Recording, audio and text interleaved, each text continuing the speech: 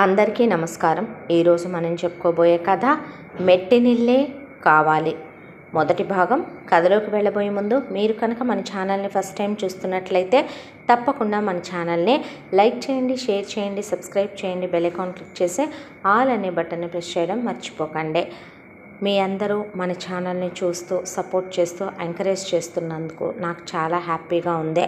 తప్పకుండా మీ సహాయ సహకారాలు ఇంకా అందిస్తారని మనస్ఫూర్తిగా కోరుకుంటున్నాను. కథను చూసి వెళ్ళిపోకుండా చూసేటప్పుడే ఒక మంచి లైక్ ఇవ్వండి, అలాగే ఒక మంచి కమెంట్ పెట్టండి. తప్పకుండా ఛానల్ని సబ్స్క్రైబ్ చేసుకోండి. మంచి మంచి కంటెంట్ మీకు నోటిఫికేషన్ రూపంలో అప్పుడే మీ దాకా చేరుతుంది. తప్పకుండా ఛానల్ని లైక్ చేయటం, సబ్స్క్రైబ్ చేయటం మాత్రం మర్చిపోకండి. తప్పకుండా మన ఛానల్ని ఎంకరేజ్ చేసి సపోర్ట్ చేస్తారని మనస్ఫూర్తిగా కోరుకుంటూ కథని ఎక్కడ స్కిప్ చేయకుండా వినండి. మరి కథలోకి వెళ్ళిపోదామా? శ్రీనివాసరావుకి రూపాయి స్థిరచరాస్తులంటూ కన్నవాళ్ల తరపున కానీ అత్తగారి తరపున కానీ ఏవీ కలిసి రాలేదో. ఇక శ్రీనివాసరావు భార్య పేరు లక్ష్మి. వివాహం చేసుకున్నాడు. ఆమెకి పుట్టింటి వాళ్ళు అనాకాసు కూడా ఇచ్చి పెళ్లి చేసింది లేదు. నిజం చెప్పాలంటే శ్రీనివాసరావుకి ఏముందని మేము ఇవ్వాలి అని అడిగారు వాళ్ళు. ఆ రోజునే శ్రీనివాసరావుది ఒక చిన్న ప్రైవేట్ ఉద్యోగం. ఇక శ్రీనివాసరావు లక్ష్మి కలిసి వచ్చి సిటీలో కాపురం పెట్టుకున్నారు. అలా కాపురం పెట్టుకొని శ్రీనివాసరావు ప్రైవేటు ఉద్యోగానికి వెళ్ళొస్తూ ఉండేవాడు. లక్ష్మి నెల తప్పింది. నెల తప్పిన తర్వాత భార్య అంటే శ్రీనివాసరావుకి వల్లమాలిన ప్రేమ. భార్యని ఉన్నంతలోనే కాలు కింద పెట్టకుండా నెత్తిన పెట్టుకొని చూసుకున్నాడని చెప్పాలి. తనే ఇల్లు ఉడుస్తూ, తనే అంట్లు తోముతూ, తనే బట్టలు ఉతుకుతూ, పెళ్ళాన్ని వంట పని ఇంటి పని కూడా చేయనివ్వకుండా చాలా జాగ్రత్తగా చూసుకున్నాడు. 5వ నెలలో స్కానింగ్ చేసి కడుపులో కమలలున్నారని, దట్టు ఇద్దరు ఆడపిల్లలేనని ఆ రోజుల్లో స్కానింగ్లో కాబట్టి జెండర్ రివీల్ చేసి డాక్టర్ అమ్మ చెప్పింది. ఆడపిల్ల అయితేనేమి మగపిల్లాడైతేనేమి దేవుడు ఇచ్చిన వాళ్ళే బిడ్డలు, ఎంతమందిని ఇస్తే అంతమందిని కనాల్సిందే అనుకున్నారు మొదట. అయితే లక్ష్మికి ఈ ఇద్దరు పిల్లల తర్వాత ఇక సంతానం కలగరని, గర్భసంచిలో ప్రాబ్లం ఉందని, రిమూవ్ చేయాల్సి వస్తుందని డాక్టరు నెలలు నిండేటప్పుడే బాంబు పేల్చేసింది. వారసుడు లేకుండానా అని బాధపడితే చేయగలిగింది ఏముందమ్మా? బిడ్డలు లేని గొడ్రాళ్ళు అనిపించుకోవటం కన్నా ఆడేంటి మగేంటి అని గడ్డి పెట్టింది ఆవిడ కూడా. ఆ తర్వాత నెలలు నిండాయే. పెళ్ళానికి ఆడపిల్లలు పుడతారన్న శ్రీనివాసరావుకి వచ్చిన ప్రాబ్లం ఏమీ లేదు. లక్ష్మే బాధపడింది కొడుకు పుట్టట్లేదు. నెలలు నిండిన తర్వాత లక్ష్మి నొప్పులు పడుతుంటే హాస్పిటల్కి తీసుకెళ్ళాడు. ఇక మొట్టమొదట నొప్పులు పడుతూ లక్ష్మి ఒక పాపని ప్రసవించింది. ఆ పాప తర్వాత 5 నిమిషాల గ్యాప్తో మరొక పాపని ప్రసవించింది. 5 నిమిషాల ముందు పుట్టిన పిల్లని పెద్ద పిల్లనే, 5 నిమిషాల వెనక పుట్టిన పిల్లని చిన్నపిల్లని ఎంత కమలలైనా సరే మనం అలాగే పిలుచుకుంటాం. అయితే పిల్లలిద్దరినీ ఎత్తుకొని ఇంటికి వచ్చాక పెద్దమ్మాయి పేరు జ్యోతి అని, రెండో అమ్మాయి పేరు దీప అని పెట్టుకున్నారు. చూడటానికి పిల్లలిద్దరూ అచ్చు గుద్దినట్టు ఒకేలా ఉన్న పెద్దమ్మాయి కాస్త దుడ్డు ముక్కలాగా బొద్దుగా, దాంతోపాటు పెద్దమ్మాయి మంచి కలర్ ఉంటుంది, బాగా ఎర్రగా పుట్టింది పెద్ద పిల్ల. చిన్నమ్మాయి బాగా చామన ఛాయ, దానికి తోడు చిన్నపిల్ల సన్నగా పుట్టుకొచ్చింది. బలమంతా మీ పెద్ద కూతురే తీసేసుకున్నట్టుంది, రంగంతా మీ పెద్ద కూతురే లాగేసినట్టుంది అని చుట్టుపక్కల జనాలు అని కూడా వెళ్ళారు. అయితే ఇక కాలచక్ర ప్రవాహంలో గర్భసంచి కూడా తీసేశారు కాబట్టి చేసేదేముంది, కూతుళ్ళని పెంచుకోవటం తప్ప కూతుళ్ళని పెంచుకురావటం మొదలుపెట్టారు. చిన్నప్పటి నుంచి కూడా జ్యోతి తగని మెతక, సాఫ్ట్, స్లో, అసలు నోట్లో నుంచే మాట కూడా రాదు. జ్యోతి మాట్లాడటం అంటే అది చాలా కష్టం. జ్యోతికి ఎంతసేపు కూడా ఇంటి పనుల మీద, వంట పనుల మీద, ముగ్గుల మీద, పేడల మీద, గొబ్బెమ్మల మీద, పూలు మాల కట్టడం మీద, ఎంబ్రాయిడరీల మీద, మిషన్లు కుట్టటాల మీద, వీటి మీద ఇంట్రెస్ట్ బాగా ఉండేది చిన్నపిల్లప్పుడే.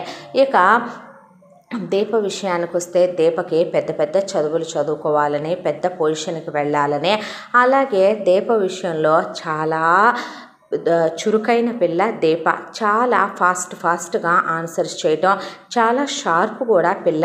బడబడబడమని మాట్లాడుద్ది. సైలెంట్గా ఉండటం అనేది దీప హిస్టరీలోనే లేదు. కమల పిల్లలే అయినా అక్క చెల్లెళ్ళిద్దరూ క్వైట్ ఆపోజిట్గా ఉండేవాళ్ళు వీళ్ళు. అయితే కరెక్ట్గా పెద్దమ్మాయికి చిన్నమ్మాయికి 8 సంవత్సరాల వయసు ఉన్నప్పుడు శ్రీనివాసరావుకి ఒకసారి ఫ్యాక్టరీకి వెళ్ళొస్తుండగా యాక్సిడెంట్ అయింది.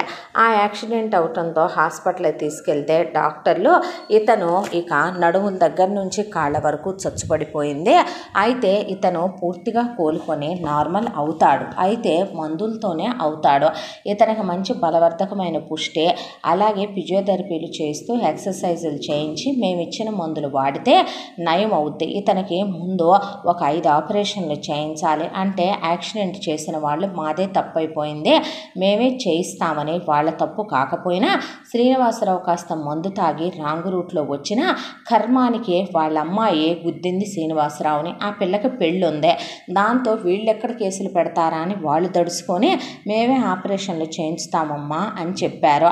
చెప్పిన తర్వాత ఒక 5 లక్షల డబ్బు కూడా ఇస్తాము, మా పిల్ల పెళ్లి చేసుకొని అమెరికా వెళ్ళిపోతుందమ్మా, ఒక్కగానొక్క పిల్ల, కేసులు లాంటి వద్దని కూడా వాళ్ళు చేతులు కాళ్ళు పట్టుకున్నారు.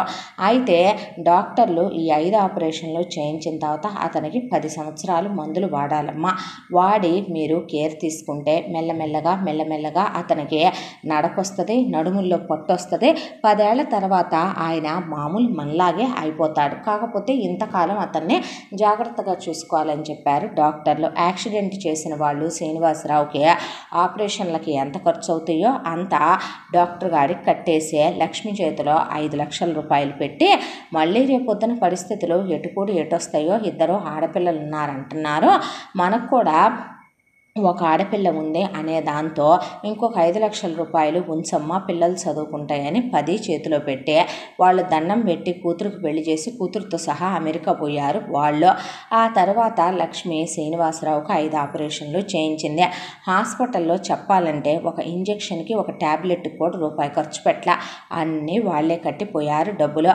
ఆ తర్వాత శ్రీనివాసరావుని డిశ్చార్జ్ చేయించి ఇంటికి తీసుకొచ్చిన తర్వాత లక్ష్మికి మిషన్ కుట్టడం వచ్చు, లక్ష్మికి వంట చేయటం బ్రహ్మాండంగా వచ్చు, ఏ క్యాటరింగో పెట్టుకోవచ్చు, లేదంటే కనుక ఏ పచ్చళ్ళో ఆవకాయలో అమ్మొచ్చు, ఏ టైలరింగో చేసుకోవచ్చు, లేదా 4 ఇళ్లల్లో వంట మనిషిగా వెళ్ళొచ్చు, లేదా ఒకవైపున టైలరింగ్ చేసుకుంటూ తను ఆ రోజుల్లో ఇంటర్ వరకు చదువుకుంది కాబట్టి 5th క్లాస్ పిల్లల వరకైనా ట్యూషన్ చెప్పుకొని సంసారాన్ని ఎలాగోలా లాక్కు రావచ్చు. కానీ ఇవేవి కాదని చెప్పి వాళ్ళు ఇచ్చిన డబ్బుల్ని కడగతింటం మొదలుపెట్టారు. డాక్టర్లు బలం పెట్టమన్నారు కదా లగాయత్తు అంటే దానికి మంచంలో ఉన్న మనిషికి ఒక లిమిట్ ప్రకారం పెట్టుకొస్తాం మనం ఎవరమైనా కూడా. ఆయన తొందరగా లేవాలని, తన జీవితం నాశనం అయిపోయిందని, అడవి కాసిన వెన్నెలైపోయిందని, ఆయన కాపురం చేయటానికి పనికి రావటం లేదని, తనకు సంసారం ధ్యాస పరాయి మగాడి మీద కలిగితే ఎలా అనే దాంతో ఇక ఆయనకి ఇదే అదను అని చెప్పి లక్ష్మి 1 సంవత్సర కాలంలోనే రోజుకి ఆయనకి గంటకి ఎగ్జాటిక్ ఫ్రూట్స్ రిలయన్స్ లాంటి వాటిల్లో తీసుకొచ్చి వాటితో ఫ్రూట్ జ్యూసులు చేసి కేజీ ద్రాక్ష పళ్ళు 400-500 పెట్టి తెచ్చి వాటితో ఫ్రెష్గా జ్యూసులు వాటర్ కూడా కలపకుండా తీసివ్వటం, క్యారెట్ జ్యూసులు ఇవ్వటం, బీట్రూట్ జ్యూసులు ఇవ్వటం, యాపిల్స్ కాస్ట్లీ కొనుక్కొచ్చి పెట్టడం, దానిమ్మకాయలు పెట్టడం, దానికి తోడు మొగుడికి ప్రతిరోజు ఇంత కైమాలేసి పెట్టడం, నాన్ వెజ్ లేనిదే భోజనం పెట్టకుండా ఉండటం, లివర్లే పెట్టడం, నడుం గట్టిపడాలని ఇంత నేతులు పోసి వండటం, మినప సున్నుండలు పెట్టడం, ఇలా మొత్తానికి 1 సంవత్సర కాలంలో డాక్టర్ గారు అమ్మ నీకేమైనా పిచ్చి పట్టిందా, కాళ్ళు నడకలేని వాళ్ళు అంతంత ఫుడ్ తినకూడదు, వాళ్ళు డైట్ కాన్షియస్గా ఉండాలి, ఆయన బరువు ఎంత పెరిగిపోయిందో తెలుసా, మీ వారు అంతకుముందు సంవత్సరం నా దగ్గరికి వచ్చినప్పుడు ఉంది 65 కేజీలు, ఇప్పుడు ఆయన ఎకాయికినా నువ్వు పెంచింది 135 కేజీలు, ఇలాగే అయితే కనుక ఒబెసిటీ వస్తుందమ్మా, షుగర్ లెవెల్స్ అబ్నార్మల్ అవుతాయి, మనుషులు ఒక్కసారే అంత బరువు పెరిగిపోకూడదు, అసలు ఏం పెట్టావు అంత పెరిగిపోయాడు అని అడిగితే అప్పుడు చెప్పుకొచ్చింది వాళ్ళకే ఆవిరి కుడుములనే నేతిగారులనే వెన్న డాక్టర్ గారు కూర్చుండిపోయాడు, ఇలా అసలు ఆయనకి ఫుడ్ తినిపించకూడదమ్మా అని చెప్తే ఈ సంవత్సర కాలంలో వాళ్ళు ఇచ్చిన 10 లక్షల్లో 5 లక్షలు స్వాహ, ఇక ఇంకొక 5 లక్షలు ఉన్నాయి, ఆ ఇంకొక 5 లక్షలన్నా జాగ్రత్త చేసుకొని ఇంటి ముందు ఏ బడ్డీ కొట్టో 2 లక్షలు పెట్టుకొని కనీసం పిల్లల్ని మంచి స్కూళ్ళల్లో వేసి చదివించుకుంటూ ఏ మిషనో కుట్టుకొని చచ్చినా ఏ 4 పిల్లలే ట్యూషన్లు చెప్పుకున్నా ఇల్లుగల్లోళ్ళు మంచోళ్ళు. శ్రీనివాసరావు కోలుకునేదాకా మాకు అద్దె మీద ఆశ లేదులేమ్మా, మా పిల్లలు అమెరికాలో ఉన్నారు, మేము వెళ్తున్నాము, అద్దె మాకు ఈ నెల ఆ నెల అకౌంట్లో వేయించు చాలని చెప్పి పోయారు వాళ్ళు. అలాంటి ఓనర్స్ దొరకటమే టెనెంట్స్ అదృష్టం.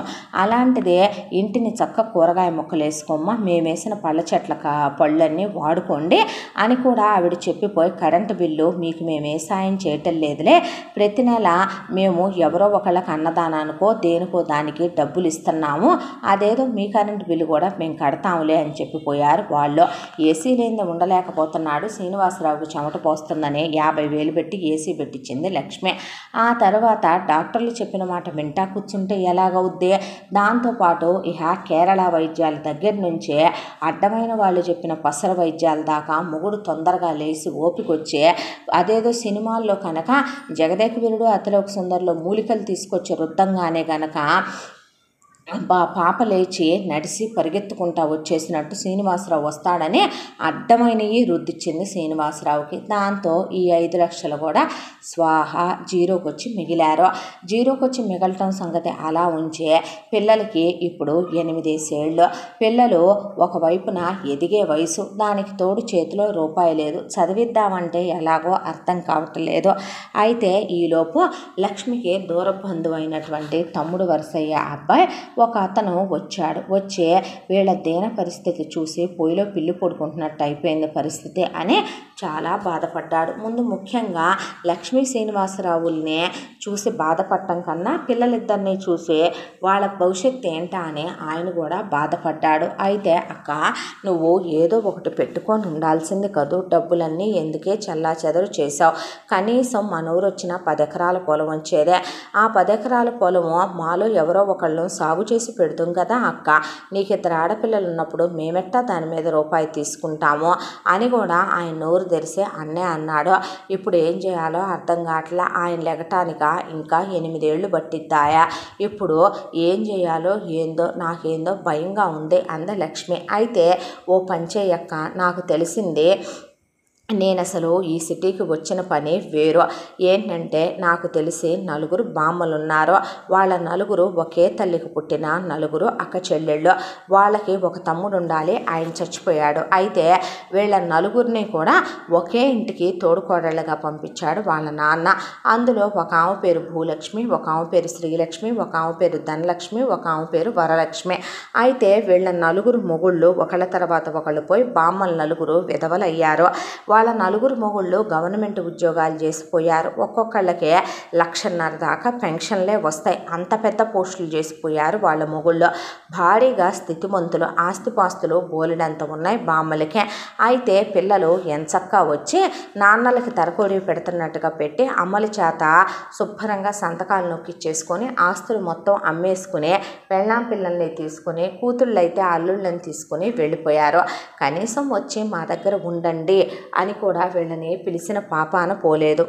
వాళ్ళు వెళ్ళాలనేమీ అనుకోలేదు. దాంతో ఉన్న ఆస్తంతా కూడా తమ పేరు మీద పెట్టించుకొని పిల్లలు తమను మోసం చేసి వెళ్ళిపోయారని ఆ బామ్మలు 4కి అర్థమైందే. భగవంతుడు వాళ్ళ ఎందున ఉండబట్టి వాళ్ళకి మిగిలింది తాతలది ప్రతి నెల వచ్చే పెన్షన్. దాంతో మీరు ఇక్కడే బతికేసేయండి అని వదిలేసిపోయారు. అంతకుముందు అద్దెంట్లో ఉండేవాళ్ళు, కాస్త వయసులో ఉన్నారు, గట్టిగానే ఉన్నారు. 4 ఇక అంతోటి ఖర్చులు ఏముంటాయి వాళ్ళకి అనే దాంతో డబ్బులు దాచిపెట్టి బ్రహ్మాండంగా ఒక 1 ఎకరా స్థలం తీసుకొని దాంట్లో వాళ్ళ అభిరుచికి తగినట్టుగా ఒక 16 గదులు ఇల్లు కట్టించుకున్నారు. ఇల్లు ఉంటుందక్క, ఇంద్రభవనం లాగా ఉంటుంది. నెయ్యి పూసి నెయ్యి ఎత్తొచ్చు. చుట్టూ బోల్డంత గార్డెను, దానికి తోడు బోలెడని మొక్కలు నాటుంటాయి. ఇదంతా నాకెందుకు చెప్తున్నావురా అంది లక్ష్మి. ఎందుకు చెప్తున్నానంటే ఇప్పుడు ఉన్న పరిస్థితుల్లో నువ్వు ఏ పనికి వెళ్ళనంటున్నావు, అలా వెళ్ళటం కరెక్ట్ కాదంటున్నావు. వెళ్తే పరాయి మగాళ్ళు బావి స్థితిలో ఉన్నాడని తెలిసి నీ మీద కన్నేస్తారంటున్నావు, నీ వైపు అదోలా చూస్తున్నారంటున్నావు. కాబట్టి వాళ్ళ 4కి ఇంట్లో పని మనుషులు ఆల్రెడీ ఉన్నారు, వంట మనుషులు ఉన్నారు, ఇల్లంతా పనిచేసే వాళ్ళు ఉన్నారు. కానీ బామ్మల దగ్గర వాళ్ళకి ట్యాబ్లెట్లు ఇవ్వటానికి, వాకింగ్కి తీసుకెళ్ళటానికి, డైపర్లు వేయటానికి, ఒంట్లో బాగోపోతే తోడు ఉండటానికి, వాళ్ళ కబుర్లు చెప్పటానికి, కాలక్షేపానికి కాసిన కాఫీ టీ కలిపి ఇవ్వాలంటే ఎవడూ లేక 4 అల్లాడిపోతున్నారు. అయితే ఈ సిటీలో ఎవరైనా ఒక అమ్మాయి దొరుకుద్దేమో, దిక్కులేని అమ్మాయి తీసుకెళ్దామని వచ్చాను నేను. అయితే ఎవరినో ఎందుకో నీ ఇద్దరు పిల్లల్లో ఒకళ్ళని పంపించు, పెద్దదాన్ని పంపిస్తావా? అయితే కాస్త సాయంగా ఉంటుంది అని ఆయన లక్ష్మిని అడిగాడు. పెద్ద పిల్ల వద్దులేరా, పెద్ద పిల్ల అమాయకురాలు, అదే భయపడుతుంది, నోట్లో నాలుక లేనిది, దానికి అలాంటి పనులు చేయటం చేత కాదు, కానీ ఏం చేయాలో అర్థం కావటం లేదు అంటే ఇదంతా వింటున్న చిన్నపిల్ల దీప, పోనీ నే వెళ్తాలేమ్మా, నే చేస్తాను బామ్మలకి, వాళ్ళకి డైపర్లు మార్చటం, వాళ్ళకి అవసరమైతే మలమూత్రాలు ఎత్తిపోయటం, వాళ్ళకి తలదువ్వటం, మార్కెట్కి తీసుకెళ్ళటం, వాళ్ళకి కావలసిన మందులు ఇవ్వటం, వాళ్ళకి కాపలా ఉండటం, తోడుంటం, ఒంట్లో బాగోపోతే చూసుకోవటం నేను చేస్తాను అంది దీప. అనేసరికి సరే నీ ఇష్టం అనేశారు అమ్మా నాన్నలు. 8 సంవత్సరాల పాపని సరే నీ ఇష్టమని మేనమావకి ఇచ్చి పంపించిన తర్వాత బామ్మల దగ్గరికి తీసుకెళ్ళి అప్పచెప్పాడు ఆయన. బామ్మలకి దీప ఎంతో ముద్దుగా అనిపించి పిల్ల చలాకీతనం వాళ్ళకి తెగ నచ్చేసింది. దాంతో వాళ్ళు ఎంత జీతం ఇస్తారు అనేది అడగాలనిపించిన పిల్లని పని చూసిన తర్వాత అడగొచ్చులేమనమని పిల్లని అప్పచెప్పి అలా వెళ్ళాడో లేదో లక్ష్మి ఫోన్ చేసి ఇంతకీ ఎంత ఇస్తామన్నారా అనేపాటికి ఆయన ఒక వారం రోజుల తర్వాత వెళ్ళి అడుగుతాలే అక్క అని వారం ఆగి వెళ్ళి అడిగితే వాళ్ళ నలుగురు కూడా ఒక్కొక్కళ్ళు నెలకి 5,000 ఇస్తామన్నారని, పిల్ల బాగా నచ్చిందన్నారని, నలుగురు మీద 20,000 ఇస్తామన్నారని, సంవత్సరానికి ఒక్కొక్కళ్ళు 1,000 రూపాయలు పెంచుతామన్నారని మొత్తం చెప్పుకొచ్చాడు. ఇక లక్ష్మి తమ్ముడు పోనీలే మాకై సరిపోతాయి, మా కష్టాలు తీరిపోతాయిలే అనుకుని నేను ఇంట్లో నుంచి బయటకు వెళ్ళక్కర్లేదు, నా మొగుడితో ఉంటే సాల్లే నేను అనుకుంది లక్ష్మి. అనుకొని ఆ తరువాత దీప బామ్మలతో ఇంట్లో పిల్లలా కలిసిపోయింది. పిల్లకి వాళ్ళు తినేవే వాళ్ళు తినే కాయ పండు వాళ్ళతో పాటు టిఫిను భోజనం పెట్టి చాలా ప్రేమగా చాలా బాగా చూసుకునేవాళ్ళు. అందుకు కారణం దీప కూడా చకచకా తిరుగుతూ బామ్మ ఈ ట్యాబ్లెట్లు వేసుకో, బామ్మ కాళ్ళు ఎత్తుతారా, బామ్మ తలకి నూనె పెడతారా, అది ఇది అనే తెగ తిరుగుతూ ఉండేది వాళ్ళ చుట్టూ. పిల్లని చూస్తే ముచ్చటేసేది వాళ్ళకే. పిల్లని చదువు లేకుండా ఇలా ఉంచకూడదని, అమ్మడు ఏమైనా చదువుకున్నావటే నువ్వు అని అడిగితే నేనా 2వ తరగతి అయిపోయింది, నాన్నకు బాలేదని 3వ తరగతి చదివించలేదు బామ్మ అని చెప్తే చదువుకుంటావా, చదివిస్తాం అని అడిగితే నిజంగా అంది దీప. నిజంగా తల్లి అని వాళ్ళుండే దగ్గరే చాలా మంచి కాన్వెంట్ ఉంది, ఆ కాన్వెంట్లో ఫీజు మేమే కడతామని సంవత్సరానికి 50,000 రూపాయలు స్కూల్ ఫీజు, యూనిఫామ్కి బుక్స్కి కలిపి పిల్ల వ్యాన్ ఫీజుకి. అయితే పొద్దస్తమానం పిల్ల వాళ్ళకి చేసేదేముందే, దాంతో వెళ్ళి చదువుకోమ్మా అని స్కూల్లో జాయిన్ చేశారు. బామ్మల నలుగురిని కౌగిలించుకొని ముద్దు పెట్టుకుంటే గార్డియన్ సైన్లు కూడా వాళ్లే చేశారు. పిల్లని సంవత్సరానికి ఒక్కసారి మాత్రమే పంపిస్తారు, 10 రోజులు పద్దాకా పిల్లని పంపించమని అనొద్దు, వాళ్ళ అమ్మా నాన్ననే అక్కనే కావాలంటే వచ్చి ఎప్పుడు కావాలంటే అప్పుడు చూసి వెళ్ళమనో, మేము వద్దనము అనే లక్ష్మి తమ్ముడికే షరతు చెప్పేశారు బామ్మ వాళ్ళు. దీప వెళ్ళిపోతే వాళ్ళకేమీ తోచదనేది వాళ్ళ ఉద్దేశం. చదువు ఎక్కడ డిస్టర్బ్ అవుతుందో అని ఇంకొకటే. దాంతో దీపకి ట్యూషన్ పెట్టిద్దాం అనుకున్నా స్కూల్లో టీచర్ గారు అబ్బబ్బబ్బబ్బా ఏం చదువుతుందండి ఆ పిల్ల, అసలు నాయన మేమేదైనా చెప్పే ముందే మాకే ఎదురు చెప్తుంది ఆ పిల్ల చక్కగా పాఠాలు, బంగారం లాంటి పిల్లంటే నమ్ముతారా బామ్మలు అని చెప్పేపాటికి వాళ్ళ హృదయం పొంగిపోయిందే. ఇక ఏమ్మా బాగా చదువుతున్నావే అంటే బాగా చదువుకుంటున్నాను బామ్మ అని దీప పొద్దున్నే లేచి బామ్మ వాళ్ళకి కావలసినవన్నీ చూసి టకటకా యూనిఫామ్ వేసుకునే, బామ్మ వాళ్ళతో జడలు కట్టించేసుకునే, చక్కగా వంటమ్మాయితో క్యారియర్ సర్దిచ్చేసుకుని టిఫిన్ తినేసి వ్యాన్ ఎక్కి వెళ్ళి 4 వచ్చి మళ్ళీ స్నానం చేసి బామ్మ వాళ్ళ పనులు చూసుకుని అంతా అయిపోయాక రాత్రి 9 దగ్గర నుంచి 11 దాకా చదువుకొని అన్నిట్లో 100కి 100 పిల్ల స్పోర్ట్స్లో అన్నిట్లో ఫస్ట్ ప్రైజులే, ఒక్కోటి ప్రైజ్ వచ్చిన ప్రతిసారి బామ్మ వాళ్ళు పాపని పక్కన నుంచోబెట్టి ఆ ప్రైజులతో సహా ఫోటోలు తీయించి మురిసిపోయేవాళ్ళు. దాంతోపాటు పిల్ల ప్రోగ్రెస్ కార్డు వచ్చిన ప్రతిసారి కూడా ఒక్కో ఫోటో తీయించి ఆ ఫోటోని ఆల్బంలో పెట్టడం మొదలుపెట్టారు. ఎవరూ లేని వాళ్ళ జీవితాల్లో వాళ్ళు కన్న పిల్లలు వాళ్ళను వెన్నుపోటు పొడి చెల్లినా దగ్గరికి తీసిన బిడ్డ నిజంగా దీపంలా వెలుగుతోంది.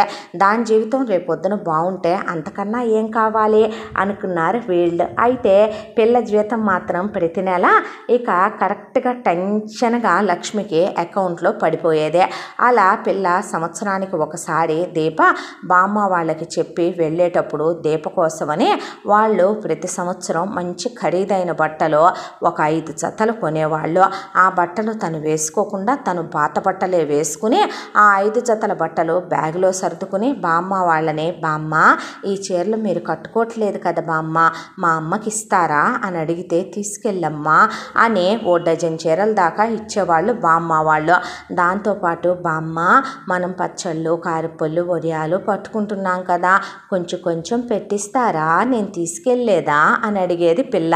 తీసుకెళ్ళలేదా అంటే దానికి ఎంత మమకారమో ఎంత ప్రేమో చూడవే, ఆ కన్నోళ్ళన్నా దాన్ని తోడబుట్టిందన్నా ఎంత మమకారమే అమ్మా నీకు అని రామ్మ పెట్టిస్తామని ఒక 10 రకాల పచ్చళ్ళు, పిండి వంటలు, కారపొళ్ళు, కారాలు, వడియాలు, అప్పడాలు అన్నీ పిల్లకి బ్యాగులో సర్ది వెళ్ళేటప్పుడు పిల్ల చేతిలో 10,000 పెట్టి 10 రోజులు మళ్ళీ వచ్చేయాలమ్మా అని కారిచ్చి డ్రైవర్నిచ్చి పంపిస్తే పిల్ల కారులో వెళ్ళేదే. ఆ తర్వాత వెళ్ళగానే డ్రైవర్ దీపమ్మ మళ్ళీ నిన్ను తీసుకెళ్లే రోజున వస్తా తల్లి అని వెనక్కి తిరిగి వచ్చేసేవాడు డ్రైవరు. ఆ తర్వాత పాప వెళ్ళగానే తెచ్చిన చీరలో అమ్మకిచ్చి ఆ తర్వాత తెచ్చిన డ్రెస్సులు అక్కకిచ్చి వేసుకోవే, ఇవి నాకని బామ్మ వాళ్ళు కొన్నయ్యేలే వేసుకోమని. అమ్మ ఇంట్లోకి ఏమన్నా కావాలా అని ఇంట్లో కావలసిన సామాను ఆ తీసుకొచ్చిన 10,000 రూపాయలు డబ్బులు పెట్టి కావలసినవన్నీ ఇంట్లో కొని శుభ్రంగా పక్క దుప్పట్లు, బెడ్షీట్లు, అలాగే పిల్లో కవర్లు అవన్నీ బామ్మ వాళ్ళు 4-5 సార్లు 10 సార్లు తప్ప వాడలేదని గంజులు పెట్టి ఇస్త్రీ చేయించి పనివాళ్ళు పక్కన పెట్టిన బామ్మ వాళ్ళు ఇచ్చారని అవన్నీ ఇక్కడ సర్ది వీళ్ళకి ఇంట్లో కావలసినవన్నీ శుభ్రంగా అంతా బాగానే ఉందా అని. అంత చిన్న వయసుకే చాలా మెచ్యూరిటీ ఉండేది దీపకే. దీప చాలా షార్ప్ కూడా పిల్ల.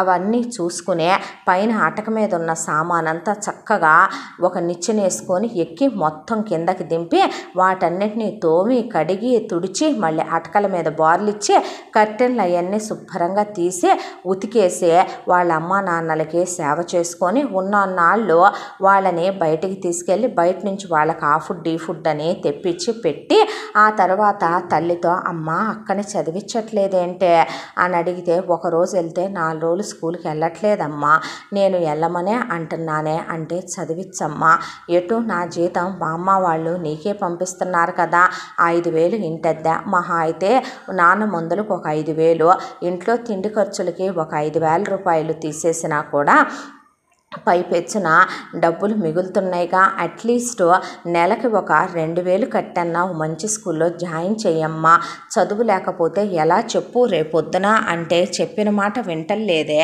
అంది లక్ష్మి. ఆ తర్వాత చదువుకో అక్క అని 1కి 100 సార్లు చెప్పి దీప మళ్ళీ బామ్మ వాళ్ళు కారు పంపించగానే వెళ్ళిపోయేదే. దీప తాము కుట్టించిన బట్టలు ఎత్తుకెళ్ళి జ్యోతికిస్తుందని తెలిసిన బామ్మ వాళ్ళు మళ్ళీ దీనికి కుట్టించినవి దానికి ఇవ్వటం ఎందుకని ఆ తర్వాత సంవత్సరం నుంచి వెళ్ళేటప్పుడు జ్యోతి కోసం 2 లంగా జాకెట్లు అలాగే 2 డ్రెస్సులు ఇక కొని పంపించేవాళ్ళు. దీపకు మాత్రం ప్యాంటు షర్ట్లు నైట్ డ్రెస్సులు వాళ్ళ ముచ్చట తీర. బామ్మ వాళ్ళకు ఒక మనవరాలే ఉంటే కనుక ఏమేసి చూసుకోవాలనుకుంటారో ఆ బట్టలన్నీ దీపకు కొనేవాళ్ళు. ఇక ఆ తర్వాత దీప మళ్ళీ వెళ్ళినప్పుడు కూడా జ్యోతి సరిగ్గా స్కూల్కి వెళ్ళట్లేదనే విషయమే చెప్పుకొచ్చింది లక్ష్మి. ఆ తర్వాత కరెక్ట్గా దీప 10 రోజులకి వారం రోజులకి అమ్మకు ఫోన్ చేస్తూనే ఉంటే లక్ష్మి శ్రీనివాసరావు మాత్రం జ్యోతి మాత్రం ఒక్కరోజు కూడా దీపకు ఫోన్ చేసేవాళ్ళు కాదు. అయితే స్కూల్కి వెళ్ళనని మొరాయించేసిందమ్మా. టీచర్ అమ్మ 2 దెబ్బలేసిందంట. దాంతో ఇంకా నేను మాత్రం ఏం చేయను వదిలేసి ఊరుకున్నాను. 5వ తరగతితోనే దీని చదువు అటకెక్కిపోయింది అని చెప్పి చెప్పింది లక్ష్మి. అంటే నువ్వు వదిలేసి ఊరుకుంటావా అమ్మ, మరి ఇంకేం చేసేదే నేను అని వదిలేసి ఊరుకున్న తర్వాత ఒకవైపున జ్యోతికి ఏదైతే లైఫ్ యాంబిషన్లు ఉన్నాయో, ఏదైతే గోల్ ఉందో దాంతో 110 చుక్కల ముగ్గు, 150 చుక్కల ముగ్గు, రథం ముగ్గు, మెలికల ముగ్గు, డిజైన్ ముగ్గులు అని, ఎంబ్రాయిడరీలని, కుట్టు మిషన్లని, దాంతోపాటు పచ్చళ్ళు పట్టడం, వంట చేయటం, ఇక ఇల్లు సర్దటం, వీటన్నిటి మీద కాన్సన్ట్రేషన్ చేసేసింది జ్యోతి. ఇక అటువైపున దీప మాత్రం దూసుకెళ్ళిపోతుంది చదువులో. దాంతోపాటు పిల్లకి బామ్మ వాళ్ళు ఏదిచ్చినా ఊరికినే ఇస్తున్నారని అనకూడదేమో. బామ్మల చుట్టూ తిరుగుతూ పిల్ల ఇంగ్లీష్ మాట్లాడే స్కూల్లో వేశారు కాబట్టి ట్యాబ్లెట్లన్నీ తెలుసు కాబట్టి హాస్పిటల్కి తోడెళ్ళేదే, బామ్మలకి బాగోపోతే హాస్పిటల్లో ఉండేదే, ఇంటికి వచ్చాక బామ్మలకి మలమూత్రాలు ఎత్తిపోసేది, వాళ్ళకి బాగోకపోతే డైపర్లు మార్చేదే, నిద్రపోకుండా స్కూల్కి సెలవు పెట్టి ఇంట్లోనే చదువుకుంటూ బామ్మ వాళ్ళు కోలుకున్న దాకా సేవ చేసేదే. బామ్మ వాళ్ళని నిజం చెప్పాలంటే ఒక మనవరాలు కూడా అంత ప్రేమగా చూడదేమో. పిల్ల అలా చూసేపాటికి వాళ్ళకి ఇంకా మాల్యమైపోయింది పిల్ల. దాంతో దీపని వదల్లేనంత అటాచ్మెంట్ ఏర్పడిపోయింది బామ్మల నలుగురికి కూడా. ఆ తరువాత అక్కడ జ్యోతి పెద్ద మనిషి అయింది, ఇక్కడ దీప పెద్ద మనిషి అయింది. కమలలు కాబట్టి ఒకేసారి మెచ్యూర్ అయ్యారు. మెచ్యూర్ అయితే దీపకి బామ్మ వాళ్ళు చక్కగా మంచి మంచి బట్టలు కొని ఉన్నంతలోనే పిల్లకి ఏదో ఆ చుట్టుపక్కల ఉన్న ఒక 40-50 మందిని పిలిచి ఇక తాంబూలం అది పెట్టించి పిల్లకి చక్కగా చిన్నపాటి బంతి పెట్టుకున్నారు. అక్కడ లక్ష్మి కూడా బామ్మ వాళ్ళు ఒక 50,000 డబ్బులు వేస్తే జ్యోతికి గ్రాండ్గా సవత్తి బంతి పెట్టింది. అయితే ఒకసారి వచ్చి పిల్లని చూసి వెళ్ళొచ్చు కదా అని బామ్మ వాళ్ళంటే, పెద్ద పిల్ల అమాయకురాలండి, ఇక్కడ పెద్ద పిల్లని ఎవరు చూస్తారు, నేను వస్తే అని లక్ష్మి రానన్నా రాలా పెద్ద మనిషి అయిన పిల్లని చూసుకోవటానికి. సరేనని బామ్మ వాళ్ళు కూడా పట్టించుకోలే. దీప వచ్చినప్పుడు 8 ఏళ్ల వయసు. ప్రతి సంవత్సరం బామ్మ వాళ్ళు 4,000 పెంచుతామన్నారు. దీప వచ్చిన 2 ఏళ్లకే ఇక 30,000 రూపాయలు అయింది దీప జీతం. అయిన తర్వాత ఆ 30,000 మాత్రమే ఇక ఇంటికి పంపిస్తూ ప్రతి సంవత్సరం ఆ పై డబ్బులు ఏదైతే కనుక యాడ్ అవటం మొదలైనయో ఆ డబ్బుల్ని దీప పేరు మీద బ్యాంక్ అకౌంట్లో వేసి రేపొద్దున దాని భవిష్యత్తుకు ఉంటాయని బామ్మ వాళ్ళు దాయటం మొదలుపెట్టారు. దాంతోపాటు దీప పేరు మీద నలుగురు కలిసి ప్రతి నెల కూడా తలా ఒక 5,000 చొప్పున రేపు దాని భవిష్యత్తుకు ఉపయోగపడతాయి అనే దాంతో ఒక 20,000 ఒక అకౌంట్లో వేసి జాగ్రత్త చేయటం మొదలుపెట్టారు. దీపకి చిన్న గొలుసు చేయించారు బామ్మ వాళ్ళు, ఒక బ్రేస్లెట్ చేయించారు, 2 ఉంగరాలు చేయించారు, ఒక జత చెవిదిద్దులు చేయించారు, పిల్లకి కాలికి వెండి పట్టీలు చేయించారు. వెళ్ళేటప్పుడు దీపనే వాటిని మీ అక్కకి ఇస్తే పడతాయి నీకని వెళ్ళేటప్పుడు వెళ్తోంది కదా అని చెప్పి పెద్దమ్మాయికి కూడా పెద్ద మనిషి అయిన పిల్ల కదా ఆడపిల్ల అనే దాంతో పల్లెటూరులోనే పుట్టి పెరిగిన వాళ్లే కాబట్టి లక్ష్మీ శ్రీనివాసరావు వాళ్ళే బ్రేస్లెట్లు అవన్నీ ఏం పెడతారని ఒక జత గాజులు, ఒక చైను, ఒక ఉంగరము, ఒక జత చెవి జోకాలు ఇచ్చి పంపించి ఇవి ఇచ్చిరమ్మ అనే. జ్యోతి పెద్ద మనిషి అయిన దగ్గర నుంచి 2 జతలు లంగా ఓణీలు, 2 జతలు డ్రెస్సులు, 2 జతలు ఇక చీరలు ఏయో ఒకటి బట్టలు ఇచ్చి పంపించేవాళ్ళు. లక్ష్మికి మాత్రం ఎప్పట్లానే వాళ్ళే పట్టుకొని వెళ్ళేది దీప. కాలచక్ర ప్రవాహంలో రోజులు తరలిపోవటం మొదలైన దీప అన్నిట్లో ఫస్ట్ తెగ చదివేది పిల్ల. చదివితే అక్క గురించే దిగులు పట్టేసుకుంది బామ్మ. ఎలా బతుకుద్దో ఏంటో, అదొట్టి పిచ్చిమాలోకం, అమాయకురాలో అని చెప్తే దీపని నువ్వెక్కడా పెద్ద ఆడిందావి, మరి పెద్ద తెలివైన దానివే, నోట్లో నాలుక లేనట్టు ఉండే వాళ్ళందరూ పైకి గలగలా నీలా మాట్లాడని వాళ్ళందరూ తెలివి తక్కువ వాళ్ళు కాదమ్మా, నీలా ఉండే వాళ్ళంతా తెలివైన వాళ్ళు కాదే, నిజానికి పైకి గలగలా మాట్లాడే వాళ్ళ కడుపులోనే ఏమీ ఉండదో, సైలెంట్గా వాళ్ళు ఉండే వాళ్ళ మనసుల్లో చాలా ఉంటాయి. చిన్నపిల్లవి, నీకు మేము చెప్పినా అవన్నీ అర్థం కావులే అనేసి నువ్వేమీ కంగారు పడకో. మీ అక్క చదువుకోకపోయినా మా నలుగురి మీద తలా ఒక 5 లక్షలు వేసుకొని ఒక 20 లక్షలు ఇస్తాం మీ అక్క పెళ్ళికే. మీ అక్కకు ఒక మంచి అబ్బాయిని చూసి ఇచ్చి పెళ్లి చేద్దాం, నువ్వు టెన్షన్ పడకమ్మా అన్నాక 10 ఏళ్లలో శ్రీనివాసరావు మెల్లమెల్లగా లేస్తూ పిల్ల మధ్యలో వెళ్ళేటప్పుడు ఆ డ్రై ఫ్రూట్స్ ఈ డ్రై ఫ్రూట్స్ అని ఎత్తుకెళ్తే అవన్నీ మేపి ఇక లక్ష్మి శ్రీనివాసరావుని ఎలాగైతే లేపి నుంచోబెట్టిందే. మెల్లగా స్టార్ట్ అయిన నడక కాస్త ఇప్పుడు మామూలుగానే నడవటం మొదలుపెట్టాడు. అలా నడక వచ్చిన తర్వాత కూడా పిల్లనేమి వాళ్ళు వెనక్కి తీసుకురావాలి అనుకోలేదు. లక్ష్మి శ్రీనివాసరావుని ఉద్యోగానికి వెళ్ళు అనలేదు. ఇంతకాలం సంసార జీవితానికి దూరమైంది కాబట్టి మొగుణ్ణి తనతో ఉండిపోమని అడిగింది. శ్రీనివాసరావు కూడా ఈ 10 ఏళ్లుగా బద్ధకం అలవాటైపోవటం, పిల్ల పంపించే డబ్బులు కూర్చొని తినటం అలవాటయ్యి శ్రీనివాసరావు కూడా పనికి వెళ్ళాలని ఏమీ అనుకోలేదు. నాన్న కోలుకున్నాడు అంతే చాలని చిన్నపిల్ల అసలు ఆ ఉద్యోగాల గురించి పని గురించి అన్నది లేదు. పిల్ల 8 ఏళ్ల పిల్లప్పుడు వచ్చింది. ఇప్పటికి 10 ఏళ్ళు, పిల్లకి 18 సంవత్సరాలు. ఇక ఇంటర్మీడియట్ అయిపోయింది, ఎంసెట్ రాసింది, ర్యాంక్ వచ్చింది, లక్షల ఫీజులు కట్టి బామ్మ వాళ్ళు చాలా పెద్ద కాలేజీ వాళ్ళు ఉండే దగ్గరుంటే పిల్లని జాయిన్ చేశారు. బ్రహ్మాండంగా చదువుతుందని హెచ్ఓడీల దగ్గర నుంచి అందరు చెప్తే బామ్మ వాళ్ళ కడుపు నిండిపోయేది. ఆ తర్వాత పిల్లది బీటెక్ కంప్లీట్ అయిపోయింది.